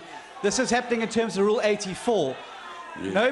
Nobody got up before in terms of Rule 26 and brought your attention to that. A division was called for on the bill, and a division must take place. If the attention of the presiding officer is called to the absence of the prescribed quorum, no, there is no condition. There is no condition. It also does not say how my attention should be drawn to that. It doesn't say that. I've just read you the rule, honorable member. It's precise. It says, if the attention of the presiding officer is called to the absence of the prescribed quorum, when a question is put to the decision, and if an interval of 5 minutes during which the time the bells must be rung, which has been done, there is still no quorum, the presiding officer may suspend the proceedings or postpone the decision of the question. Deputy Speaker, yes, honorable. Point of order. I address you in terms of Rules 83, 84, and 85, yes, which is the procedural rules that guide the process that we're going through now. Yes, yes, honorable. What would have, 26 would have been fine if one of the table staff, prior to the question being put, had brought your attention to the fact that there was no quorum. That didn't take place. Instead, you recognized that there were at least 4 members on this side of the House that supported a division. You therefore granted the division. The bells were rung for a division, and the doors were locked. The division must take place. You can't now use an alternative mechanism. No, it's, Point of order, Speaker. It's not an alternative mechanism. Yes, honorable Shifombo, what's your story? Deputy Speaker, I come back to vote, please. I voted, and I come back to vote, I voted. All right. Okay. I voted, you want to come to government now. Yeah. You like approve a bill, yeah, division of revenue, I'm looking approve, and I voted, please. No, do la fatsi kutwile uluki tela. Please. Yes, honorable member. Thank you, Deputy Speaker. Eta ku vote ni loko eloko ri vanhu loko va vitana division ka house liwani. Loko va heta ku enta tan ba huma ba humela handle. Ileswo u kuma ku ri u nge swi koti ku ri u vitana ku ri I counter ku ri vanhu va a va helelangi. Vanhu a va ri kona lawani bo famba ba huma hala. So I'm just saying that at the time the division was called, members were here. The quorum was here. That's why the rule that Honorable Steenhuisen is raising can apply, because they were here at the time the bells were ringing. They left. And after they have left, it's recognized that there's no quorum. So there's nothing wrong with what you are doing, Deputy Speaker. Point of order, Deputy Speaker. Deputy Speaker, prior to our departure, there were only 137 members in the House. We counted. And to say to you that it's irrelevant. The bells are rung to give members an opportunity to decide whether they stay in the chamber or come in. So I don't know where Honourable Kabai is coming up with this, but it's frankly irrelevant and not germane to the rule that we have here today. Speaker, Deputy Speaker. Yes, Honourable Member. Deputy Speaker, I think Rule 26 is quite clear. It's the attention, as you read, of the presiding officer to the absence of a quorum. The section that you didn't read out, which I think is very pertinent, is that is when a question is put for decision. And that is what we're doing. The question is for decision. So I think it's very apt that 26 applies and that the matter must be suspended. Yes. Deputy Speaker, with respect, Yes, Honourable Honourable Jeffrey should have exercised Rule 26 then prior to the question being put. The question was put. You asked, the question was put. There were ayes and noes. We then stood up after the question had been put and said, based on that, we would like a division. So the question had already been put. Prior to the question being put, no problem. The Honourable Deputy Minister could have got up and said, I want to exercise my rights in terms of Rule 26. We've exercised our rights in terms of the rules of Parliament. We followed the prescribed procedure. This is the rule of Parliament, Honourable Member. But I'm saying to you that the question had already been put, not prior to being put. You said those in favour say aye. There were ayes. Those said no. You then said it looks like the ayes have it. We then said we'd like a division. That's after the question's being put. We asked for a division. Prior to the question being put, no problem for 26. But the horse is bolted now. We need to vote. All right. Yes, Honourable Member. Honourable Deputy Speaker, when you put the question, we had a quorum, more than 201 members. Before the DA, because they are not serious about what is happening in this country, they sent their members, they told their members to go out of the House. That is why we don't have a quorum. Honourable Deputy Speaker, it is within your right. Honourable Jeffries is not a presiding officer. Attention was brought to you as a presiding officer. I thank you, Honourable Deputy Speaker. Can you rule on this matter? The attention of Honourable Jeffries could have been brought to you prior to this. John is the Well, that's mature. I want to say to you, Deputy Speaker, that the reason we don't have a quorum is because the ANC can't get their majority of their members here. That's the reason. It's not our job to pass your legislative program. It's your job to whip your members to get here. You got a majority, get your members here. Deputy Speaker, thank you very much. The rule that you are reading, that if it has been brought to your attention that there's no quorum, you must postpone the House or refer it to a separate sitting. You're correct, but you can't abort the process in between. What normally happens, I'm sure you're aware of this because you've presided over this process before, is that once a division has been called for, and then there's voting, the voting must go ahead, and the table staff will give you results. You read and then you indicate that after we have voted, there is no quorum, let us refer it to the next sitting of the House so that there can be decision. This is about making the ruling party to take this governing serious. Okay. You say you've got majority, let's see the majority now. Show us. Honourable Member. You have got majority, do your majority voting now and pass law. Honourable Member. Let's go. Okay, I've heard your view. Yes, Honourable Member. I will, yes. Thank you very much, Honourable Deputy Speaker. I'd like to concur with what the Deputy Chief Whip said, because at the time that the division was called, this House was corroding. And as the bells were ringing, they started moving out. They started moving out. So by the time the bells stopped ringing, then there was no quorum. But when you called the division and we agreed, there was a quorum, Deputy Speaker. So I'd like to agree with your ruling. Thank you. All right. Honourable Member, she's the last person to speak, I hope. Now, just in addition, Deputy Speaker, the ringing of the bells is part and parcel of the voting procedure in this House and cannot be divorced, which is what the Honorable Chief Whip of the DA is trying to do here. During the ringing of the bells, when members move out and we don't have a quorum, thereafter we can point to the fact that we don't have a quorum. You can't do it at any time prior. Honorable members, can I just... Deputy Speaker? Yes. If I may, I haven't actually spoken on this item. If I may. Yes. Right, thank you.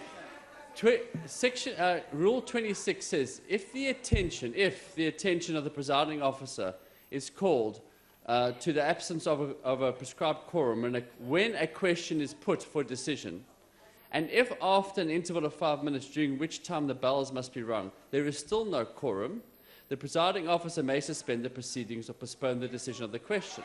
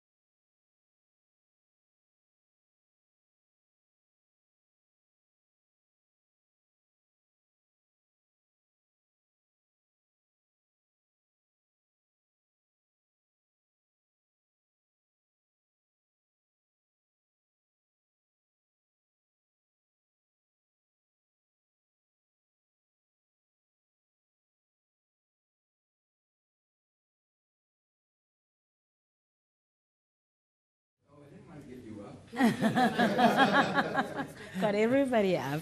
Hi, I'm Siki. How are you? Hi. Hi, Portia. Nice to meet you. And that's your seat.